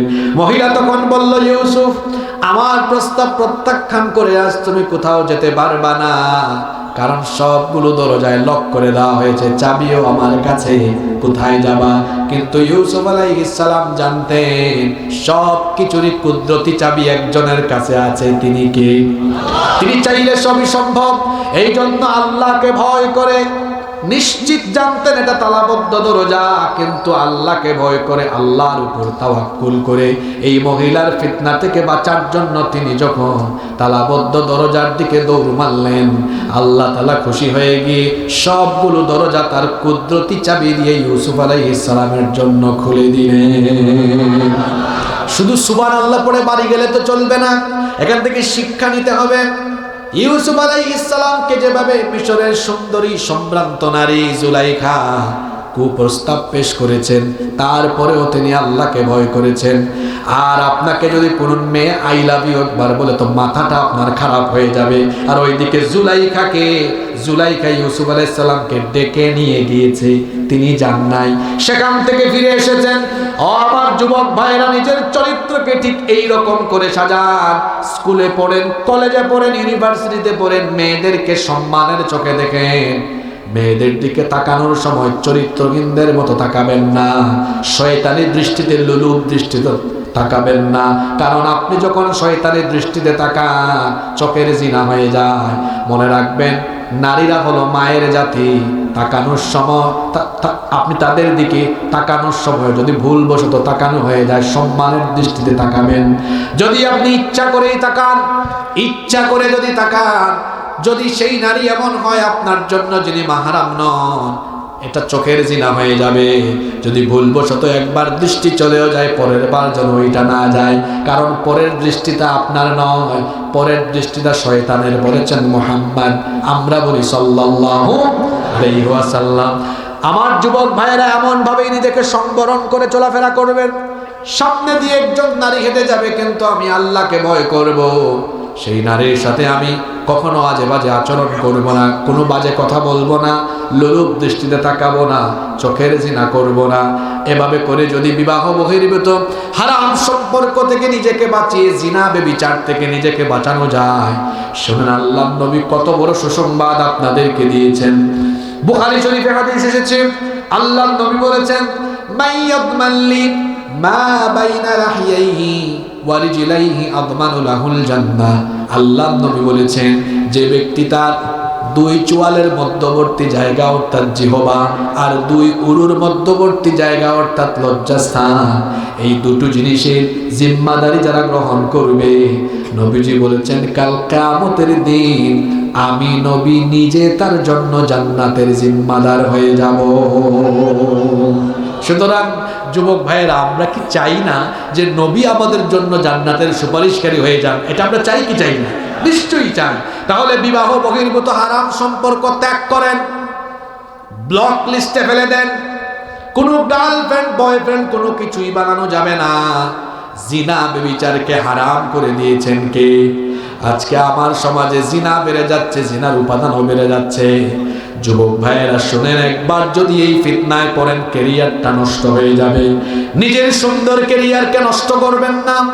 নিজের বাবা নিজের পরিবারের লোকজন এত কষ্ট করে পরিশ্রম করে টাকা দেয় পড়ালেখা করার জন্য, এটাকে আপনি স্রোতের ঠেলায় গা ভাসিয়ে আবেগের ঠেলায় পড়ে বিবাহ বহির্ভূত হারাম রিলেশনে সম্পৃক্ত হয়ে নিজের সুন্দর ক্যারিয়ারটাকে নষ্ট করবেন না, বরং আল্লাহকে ভয় করুন। বিবাহ বহির্ভূত সকল হারাম সম্পর্ক ত্যাগ করুন। গোপনে গোপনে যে গুনাহগুলো করছেন সেটা তো আল্লাহ জানেন, আর এই গোপন গুনাহ কিয়ামতের দিন আপনার জন্য এমন একটা কঠিন বিপদ ডেকে আনবে। একটা হাদিস আমার মনে পড়ে গেল, আল্লাহ নবী বলেছেন কিয়ামতের দিন কিছু মানুষ তিহামার শুভ্র পর্বতমালার সমপরিমাণ নেক নিয়ে, নেক আমল নিয়ে কিয়ামতের মাঠে দাঁড়াবে। তিহামার শুভ্র পর্বতমালার কথা নবীজি বলেছেন, বিশাল পাহাড়। আল্লাহ নবী বলেছেন তিহামার শুভ্র পর্বতমালার সমপরিমাণ আমল নিয়ে কিয়ামতের মাঠে উঠবে, কিন্তু কিছুক্ষণের মধ্যেই তার সকল নেক আমল ধুলাবালিতে পরিণত হয়ে যাবে, আমল শূন্য হয়ে যাবে। আল্লাহ নবীকে সাহাবীরা প্রশ্ন করলেন, নবী গো, ওই ব্যক্তিটিকে, ওই দুর্ভাগা ব্যক্তিটিকে এত নেক আমল নিয়ে হাসরের মাঠে ওঠার পরেও আমল শূন্য হয়ে যাবে কেন? কারণটা কি? আল্লাহ নবী বললেন, কারণটা হলো লোকটা জনসম্মুখে ভালো কথা ভালো কাজ করত, কিন্তু গোপনে গোপনে সে হারাম কাজ করত। হাদিসটা শুনেছেন খেয়াল করে? তাইলে এই গোপন গুনাহ কিয়ামতের দিন আপনার জন্য কি হতে পারে? হ্যাঁ, আপনার আমলনামায় থাকা সব নেকগুলো কি হয়ে যাবে? ধুলাবালুতে পরিণত হয়ে যাবে। এজন্য যুবক, তরুণ, ছাত্র ভাইদেরকে বলছি আমি, আমার প্রিয় ভাইয়েরা, গোপন গুনাহ থেকে, এই হারাম রিলেশন থেকে, বিবাহ বহির্ভূত সকল হারাম সম্পর্ক থেকে নিজেকে বাঁচিয়ে রাখতে হবে। রাজি আছেন সবাই?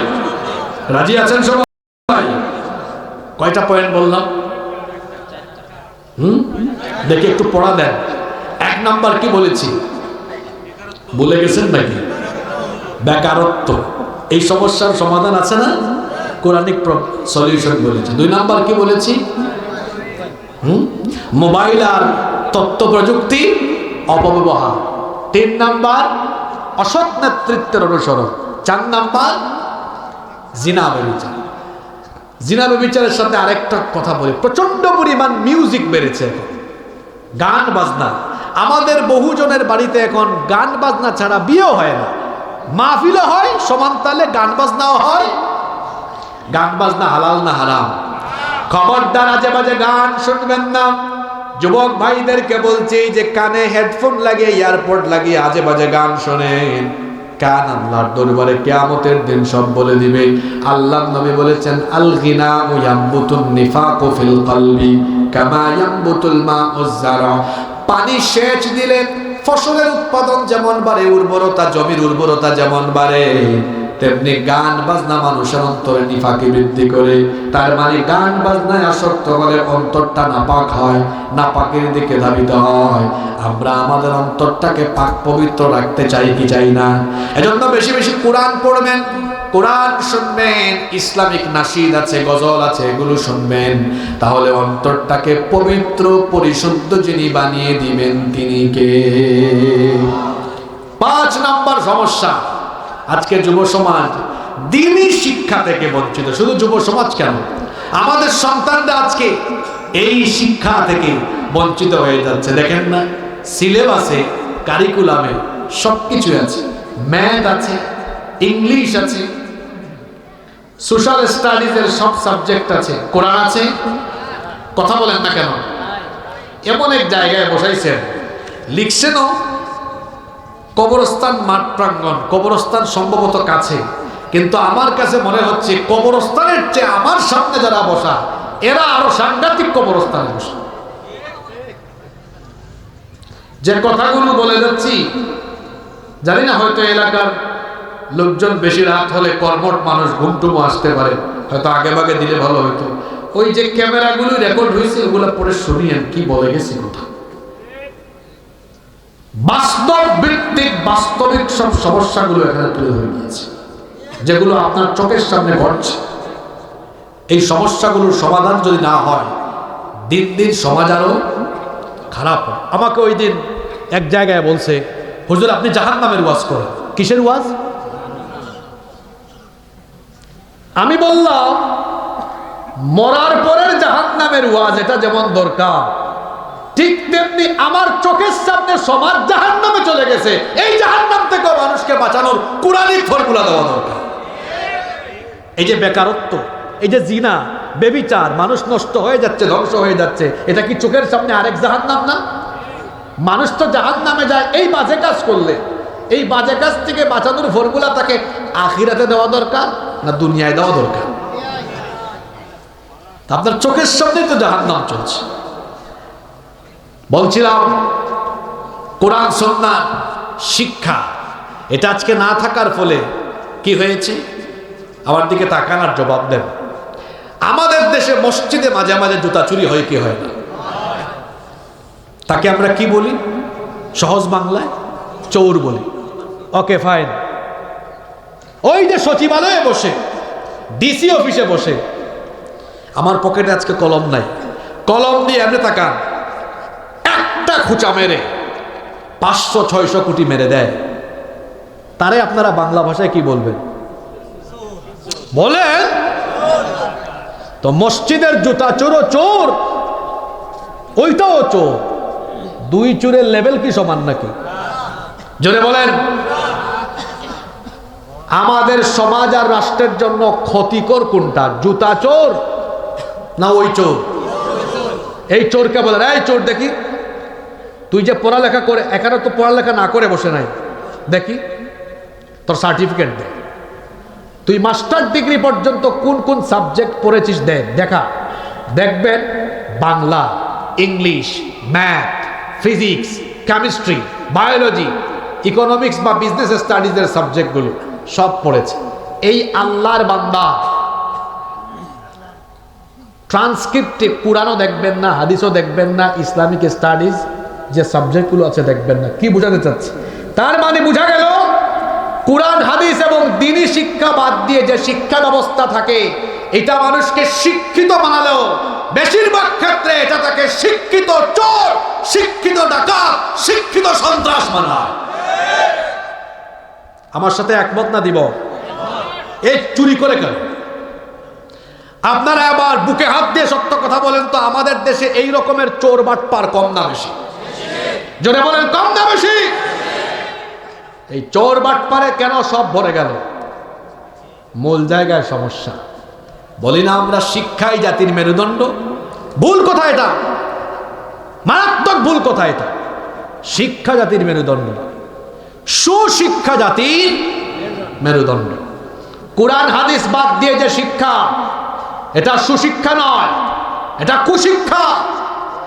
আমি বলছি না সব বাদ দিয়ে দেন, পড়ালেখা হবে এমন এই সাবজেক্টগুলোও থাকবে, সাথে আল্লাহর কালাম, কোরআন, সুন্নাহ, আরবিক ইসলামিক স্টাডিজের সাবজেক্টগুলো থাকবে। এতে করে কি হবে?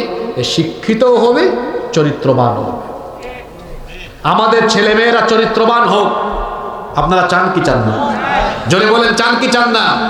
আজকে আমাদের শিক্ষাঙ্গন হাহাকার করছে। আমার নিজেরও শিক্ষা প্রতিষ্ঠান আছে, কিন্তু আমাদের ভার্সনগুলো সুন্দর। আরবিক ইসলামিক স্টাডিজ সাথে জেনারেল স্টাডিজের কম্বিনেশন। আমার সন্তান অনর্গল ইংরেজিতে কথা বলবে, অনর্গল আরবিতেও কথা বলতে হবে। সে যখন একটা আমার দিকে তাকান, একটা ইংরেজি বই হাতে নিবে, অনর্গল পড়বে আর বুঝবে। ঠিক তেমনি আল্লাহর কালাম যখন হাতে নিবে, এভাবে বুঝতে হবে। ক্বালাত লাহুম, সে তখন তাদেরকে, ক্বালাত লাহুম রুসুলুহুম, তারা তাদের রসুলকে বলল, ইন্নাহনু ইল্লা বাশারুম মিথলুকুম ওয়ালাকিন্নাল্লাহা ইয়ামুন্নু আলা মান ইয়াশাউ মিন ইবাদিহি। আয়াতগুলো যখন পড়বে, ওয়ামা লানা আল্লা নাতাওয়াক্কালা আলাল্লাহ, আমরা আল্লাহর উপর ভরসা করব না তো কার উপরে আমরা ভরসা করব? ওয়াকাদ হাদানা সুবুলানা, আর তিনি আমাদেরকে সঠিক পথ দেখিয়েছেন। শব্দে শব্দে কুরআনও বুঝতে হবে। আমাদের ছেলে মেয়েদের এইরকম যোগ্যতা দরকার। এই শিক্ষা ব্যবস্থা কি আমার দেশের ছেলে মেয়েকে এটা দিতে পেরেছে? সমস্যার গুড়ায় হাত দিতে হবে। এজন্য আমি মূল 5টা সমস্যার কথা আজকে এখানে বলে দিচ্ছি। আমি এই বছর এই কথাগুলো বহু জায়গায় বলছি। কেন বলছি? এটা চোখের সামনে দেখছি যুব সমাজ এই সমস্যায় আক্রান্ত। বিশ্বাস করেন, এই সমস্যাগুলো থেকে যদি আমাদের যুব সমাজকে বের করা না যায়, কিয়ামত পর্যন্ত ওয়াজ হবে, সমাজ থেকে অপরাধ কমবে না, অপরাধ কমবে না। এই অপরাধ নির্মূলের জন্য বাস্তবিক পদক্ষেপ গ্রহণ করতে হবে। এই যে 5টা সমস্যার কথা বলে গেলাম, 5টা সমস্যা আছে না নাই? সমাধান আল্লাহর কালামের ভেতরে আছে, আছে না নাই? এবার বলেন তো, কোরআন শরীফের প্রথম যে শব্দ নাজিল হয়েছে সেটা কি? তাহলে কোরআন আগে অর্থ ব্যবস্থার অথবা অন্য ব্যবস্থার কথা বলে না শিক্ষা ব্যবস্থার কথা বলে? কোরআনের প্রথম আয়াতটা শিক্ষা ব্যবস্থা নিয়ে, কারণ শিক্ষা ছাড়া মানুষ তৈরি। এজন্যই কোরআনিক শিক্ষা লাগবে। কোরআনিক শিক্ষা ছাড়া জাতি গঠন হয় না। 2 দিন ব্যাপী আপনারা মাহফিল আয়োজন করেছেন, এটা আপনাদের ভালো উদ্যোগ, এটাকে আমি স্বাগত জানাই। কিন্তু বলেন তো, 2 দিনের মাহফিলে কি ইসলামের সব বিষয় জানা যায় নাকি? এটা অসম্ভব ব্যাপার। একজন বক্তা এটা কোনোভাবেই পারবেন না, সম্ভব না। কিন্তু যখন এই শিক্ষাগুলোকে একাডেমিক ভাবে নিয়ে যাওয়া যাবে, তখন দেখা যাবে আমাদের সন্তানরা 10 বছর, 12 বছর, 15 বছর, 20 বছর একাডেমিক শিক্ষার ভেতরে যখন কুরআন হাদিস পেয়ে যাবে, ডাক্তার হবে, আল্লাহওয়ালা ডাক্তার হবে, ইঞ্জিনিয়ার হবে, আল্লাহওয়ালা ইঞ্জিনিয়ার হবে, রোডের জায়গায় বাঁশ দেওয়া ইঞ্জিনিয়ার হবে না, ডিসি হবে, আল্লাহওয়ালা ডিসি হবে, এসপি হবে, আল্লাহওয়ালা এসপি হবে। দেখা যাবে যে যে পেশায় যাবে সৎ চরিত্রবান এবং আদর্শ মানুষ হিসাবে সে পরিগণিত হবে। কোরআনিক শিক্ষা ছাড়া এটা কোনোদিন সম্ভব। এজন্যই সন্তানদেরকে ওই রকম প্রতিষ্ঠানে দিবেন না যেখানে কোরআন নাই, হাদিস নাই। যেখানে দ্বীনি শিক্ষা আছে সেখানে সন্তানদেরকে পড়ালেখা করাবেন। কি দিয়েছে এই শিক্ষা ব্যবস্থা আমাদেরকে? চোর বাটপাট ছাড়া দেখেন নাই? ঢাকা বিশ্ববিদ্যালয়ে ছাত্র ভাইস চ্যান্সেলরকে বলে চুপ, দেখছেন না আপনারা? অপড়ালেখা করে বেয়াদব হয়েছে। এখানে মাদ্রাসার উস্তাদ আছেন, কে হাত তুলে? আমাদের মাদ্রাসার ছাত্ররা কোনোদিন আমাদেরকে এগুলো বলে? আমি নিজেও তো একজন শিক্ষক। বলে উল্টা দেখেছি আমরা। কি দেখছি? জুতাটা নিয়ে আসে, উস্তাদকে আদব সম্মান করে। ইলিমের সাথে যখন আদবের সমন্বয় হয় না, এই ইলিম কোনো ফায়দা দেয় না। আপনি জানতো আজকে স্কুলে কলেজে বেয়াদবরা তার টিচারের সাথে মুখে মুখে তর্ক করে। কথা ঠিক না বেঠিক? আমাদের কওমি মাদ্রাসায় যান, আমাদের আলিয়া মাদ্রাসায় যান, সালাম আছে, আদব আছে। এখনো তো বিভিন্ন কওমি মাদ্রাসায় ফারেক হওয়ার পরে 6 মাস 1 বছর 2 বছর উস্তাদের খেদমত করে সুহবতে থাকে, আছে না এরকম? আমাদের উস্তাদরা বলতেন কিতাব থেকে মানুষ যে জ্ঞান নেয়, কিতাব থেকে মানুষ মূল জ্ঞান নেয় আর ব্যবহারিক জ্ঞান নেয় উস্তাদদের সুহবত থেকে, ঠিক না? দেখছেন না বিশ্ববিদ্যালয়গুলোতে বেয়াদবের মতো তার শিক্ষকের সাথে কথা বলে, কেন? ওরা এখানে কোরআন হাদিস পড়েনি। আপনি আমাদের মাদ্রাসাগুলোতে যান, শিক্ষকের সাথে ছাত্রের আদব দেখবেন। কেন এটা হয়েছে? কারণ কোরআনিক শিক্ষা এখানে আছে। কি ভাইরা ঠিক বলছি না? ওই আমি আপনাদেরকে না, আমি ওই উস্তাদদেরকে বলছি, এখানে আদব আছে আমাদের। কেন আদব আছে? আমরা এখানে কোরআন হাদিস পড়ি, আমাদের সন্তানরা আদব শিখে। আপনারা দেখবেন অনেক কিশোর তরুণ ছেলেরা আজকে রাস্তাঘাটে কিশোর গ্যাং তৈরি করে হাঁটে, মুরব্বীদের সাথে বেয়াদবি করে, সিগারেট খেয়ে মুরব্বীর মুখের উপরে ফু মারে, আছে না নাই? কিন্তু আমরা যখন ছোট ছিলাম মুরব্বীদেরকে দেখলে, বড় ভাইদেরকে দেখলে পাশ দিয়ে যেতাম, আদব ছিল। এই আদব নাই এখন, এই আদব কাদে উঠে যাচ্ছে কেন? শিক্ষায় গলদ আছে, শিক্ষায় গলদ আছে। এই জন্য এই শিক্ষার ভিতরে কোরআন ঢুকাতে হবে। কোরআন না ঢুকলে এই শিক্ষা আমাদেরকে কিছু দিতে পারবে। আসুন, এজন্য শুধু মাহফিল, কোরআনের আয়াত একদিকে, অনুবাদ আপনি ভুল ধরতে পারবেন। এরকম বক্তা আছে তো বাংলাদেশে, চাপার জুর, আরবি ভালো জানে না, কোরআন ভালো জানে না, আপনি দিলে নুসুসগুলো পড়তে পারে না, ইবারত পড়তে পারেন, এরকম আছে। আপনারা স্টাডি বাড়ান, 5টা করে আয়াত পড়েন। কয় বছর লাগবে শেষ করতে? 4 বছর করে কম। আচ্ছা 5-এর জায়গায় 10 করেন তো, 10টা করে আয়াত পড়েন, কয় বছর লাগবে? কয় বছর? 20টা করে পড়েন। 3টা ফর্মুলা দিয়ে গেল, 5, 10, 20। নাও চয়েস ইজ ইউরস। এখন সিদ্ধান্ত আপনার, কোনটা করবেন করেন। হয় 5টা করে পড়েন, 10 করে পড়েন। যারা 20 আয়াত করে পড়বেন, এই মাহফিলটা আগামী বছর হোক। আপনারা চান কি চান না? না, যেভাবে আওয়াজ দিলেন মনে হয় চান না। চান কি চান না? তার মানে আগামী বছর মাহফিলের আগে ওই ভাই আল্লাহর পুরা কালাম একবার শেষ করে আসবেন। সাহস করে একজন হাত তুলেন তো, সেই সৌভাগ্যবান কে হতে চান? আল্লাহ হায়াত দিলে। এই যে আমার ভাই হাত তুলছেন, নিয়তে বরকত হয়। আমি দোয়া করে গেলাম, আল্লাহ আমার এই ভাইকে তৌফিক দিয়ে দেন। কেউ সাহস করে হাত তুলতে পারেন না আপনারা, উনি হাত তুলছে। 20 আয়াত করে বললে উনি আগামী বছর এই মাহফিলে আসলে দেখা যাবে পুরা কোরআন শেষ। 10 করে পড়তে পারবেন? কে আছেন এমন 10 করে পড়তে পারবেন? হাত তুলেন দেখি। হ্যাঁ, বোঝা গেছে পড়ালেখা আমরা নাই। এই 3-4 জন হাত তোলেন। 5 আয়াত করে পড়বেন। আচ্ছা, তার মানে বোঝা গেল 5-এও নাই, 10-এও নাই, 20-এও নাই। আল্লাহ কিয়ামতের দিন যখন বলবেন, তোমাকে যে একটা চিঠি দিয়েছিলাম, মেসেজ, যেটা পড়ছো, কি বলবেন তখন আপনি? আপনারা যদি কি হিন্দু, বৌদ্ধ, খ্রিস্টানদের মতো পরিস্থিতি আমাদের সমাজে নিয়ে আসতে চাচ্ছেন, ওদের ধর্মে ওরা ধর্মীয় পণ্ডিতদের বাইরে কাউকে কোরআন পড়তে দেয় না। দেখছেন ভাই, আমরাও ঠিক এমনটা হচ্ছে যে কোরআন হুজুরদেরকে দিয়ে আপনারা পড়েন আর ওয়াজ করেন। আপনাদের অসুবিধাটা কোথায়? কোরআন পড়তে আপনাদের মন চায় না? অনুরোধ করে যাচ্ছি, প্রতিদিন 5 আয়াত অথবা 10 আয়াত অথবা 20 আয়াত করে পড়বেন। হতে পারে 4 বছরে, 2 বছরে, 1 বছরে পুরা কোরআন শেষ হয়ে যাবে ইনশাআল্লাহ। আপনারা যখন কোরআন পড়বেন দেখবেন ভিতরটাতে আল্লাহ নূর দিয়ে মুনাওয়ার করে দিবেন ইনশাআল্লাহ। আল্লাহ সবাইকে তৌফিক দেন। এই যুবক ভাইয়েরা অনেক কষ্ট করে মাহফিলটা আয়োজন করেছেন। আগামীকাল শেষ দিন মাহফিলে, আপনারা আসবেন তো? আখিরি দিন, আখিরি মোনাজাতটা এসে করবেন, শামিল হবেন। আমার ভাইরা বড় কষ্ট করেছেন মাহফিলের জন্য। এই মাহফিলটা সফল হোক আমরা সবাই চাই কি চাই না? কারা কারা চান? 2টা হাত তুলেন তো, একটু হাতগুলা নামায়েন না। এই 2টা হাতকে আমরা সহযোগিতার হাত বানাবো, পারবো ইনশাল্লাহ। আমি মুসাফির মানুষ, আপনাদের সাথে নিয়ে আমি একটু হাতটা তুলেন, দোয়া করে যাব। আমার ভাইয়েরা, যুবক ভাইয়েরা এখন ব্যাগ নিয়ে ঢুকবে। এই 2টা হাতকে আমরা নামায়া পকেটে ঢুকাবো, তবে মানুষের পকেটে না, নিজের পকেটে ঢুকাবো। কেউটা আছে নাকি? ঠিক আছে, ওই আমাদের সাবেক সভাপতি ভাই, মানে এই যুব সমাজে যে কমিটি ছিল, সাবেক সভাপতি ভাই এখানে মনে হয় আছেন, ওনারও রিকোয়েস্ট ছিল। ঠিক আছে, আমি এটা গেয়ে তারপরে আপনাদেরকে নিয়ে মোনাজাত করবো ইনশাআল্লাহ। আল্লাহ আল্লাহ আল্লাহ সবাই দিয়েছেন, আল্লাহ সবাইকে কবুল করেন, আমরা বলি আমিন।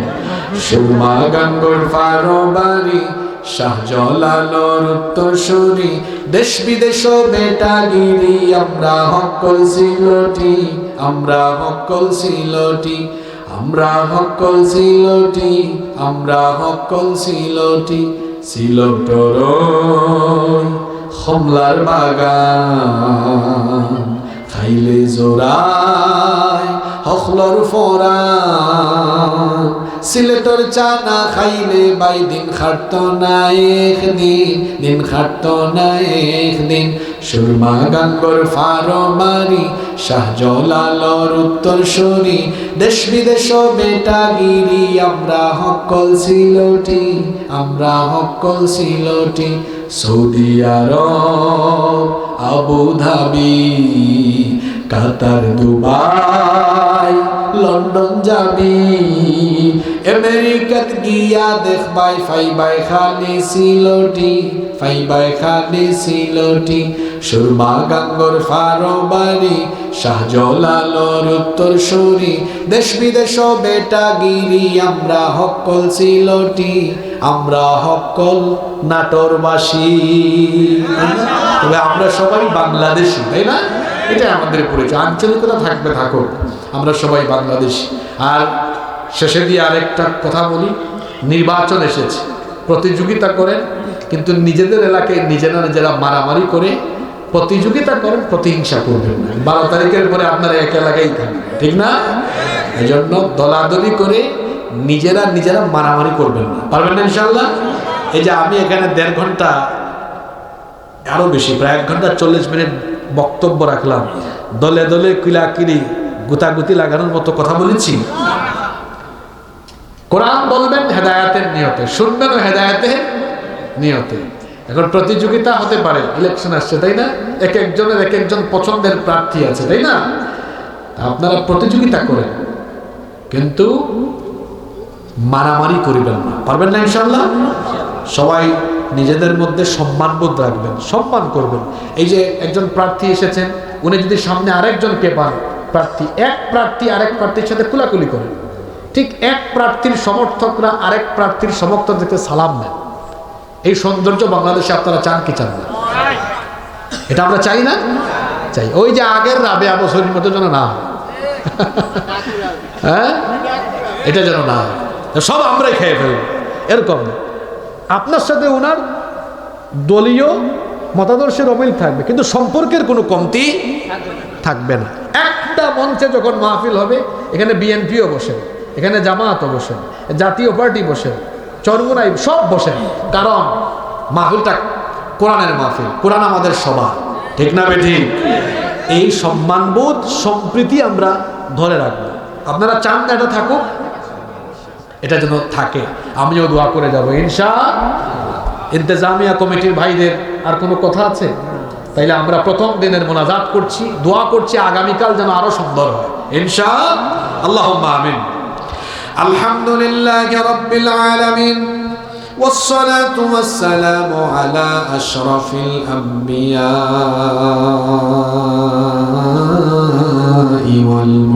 والمرسلين. ربنا ظلمنا أنفسنا وإن لم تغفر لنا وترحمنا لنكونن من الخاسرين. ربنا آتنا في الدنيا حسنة وفي الآخرة حسنة وقنا عذاب النار. رب العالمين, ওগো আমাদের মালিক, ধুপইল মন্ডল পাড়া যুব সমাজের উদ্যোগে আয়োজিত 2 দিন ব্যাপী মাহফিলকে আল্লাহ তুমি কবুল করে নাও। রব্বুল আলামিন, এই মাহফিলের প্রথম রজনী আজকে শেষ হলো। আল্লাহ, সেই বিকেল থেকে গভীর রাত অবধি তোমার কোরআন পাগল অসংখ্য বান্দা বান্দিরা নীরবে বসে বসে কোরআন শুনেছেন। ও মালিক, গভীর রাতে আমরা যারা হাত তুলেছি, জীবনে কম বেশি সবাই আমরা গুনাহ করে ফেলেছি। মাবুদ গো, আমাদের গুনার দিকে না তাকিয়ে তোমার রহমতের দিকে দৃষ্টিপাত করে তোমার গাফফার নামের খাতিরে আমাদের জীবনের ছোট বড় জানা অজানা যত গুনাহ আছে দয়া করে সব গুনাহ তুমি মাফ করে দাও।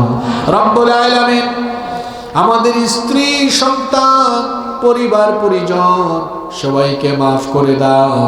আল্লাহ আমাদের স্ত্রী সন্তানদেরকে আমাদের জন্য চক্ষু শীতলকারী বানিয়ে দাও।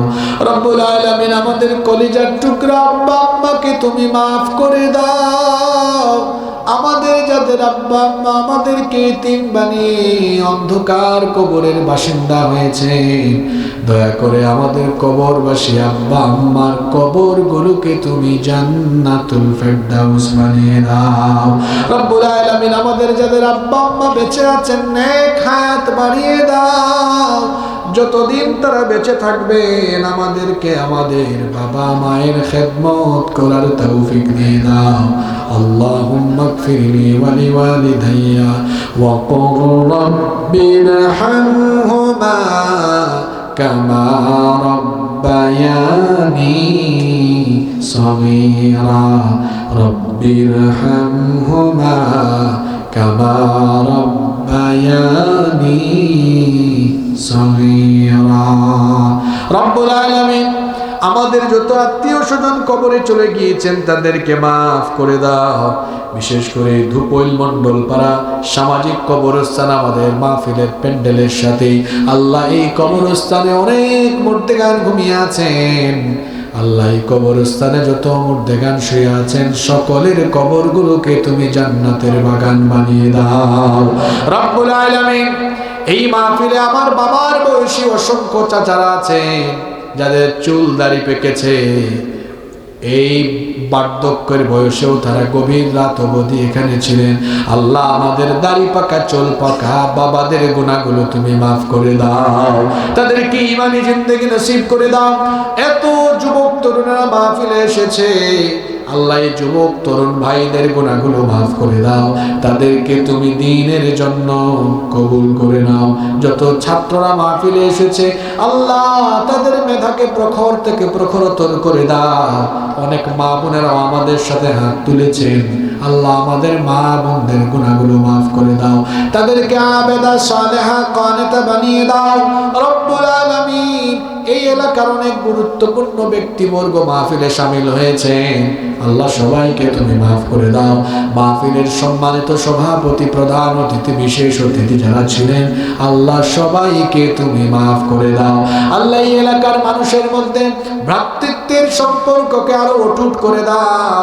রব্বুল আলামিন যে যুব সমাজ মাহফিলের আয়োজন করেছেন এই যুব সমাজের যত দায়িত্বশীল আছেন আল্লাহ দায়িত্বশীল সদস্য যারা আছেন সাবেক যারা আছেন সবাইকে তুমি মাফ করে দাও।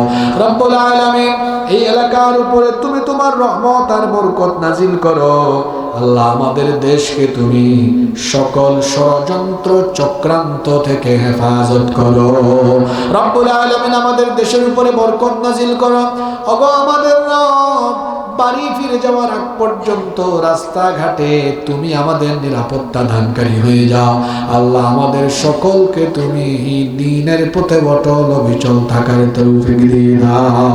সাল্লাল্লাহু তাআলা আলা খায়রি খালকিহি মুহাম্মাদিন ওয়া আলিহি ওয়া আসহাবিহি আজমাইন বিফদলি সুবহান রাব্বিকা রাব্বিল ইজ্জাতি আম্মা ইয়াসিফুন ওয়া সালামুন আলাল মুরসালিন ওয়ালহামদুলিল্লাহি রাব্বিল العالمين وجاء الآخر كلامنا عند الموت لا إله إلا الله محمد رسول الله والسلام عليكم ورحمة الله وبركاته.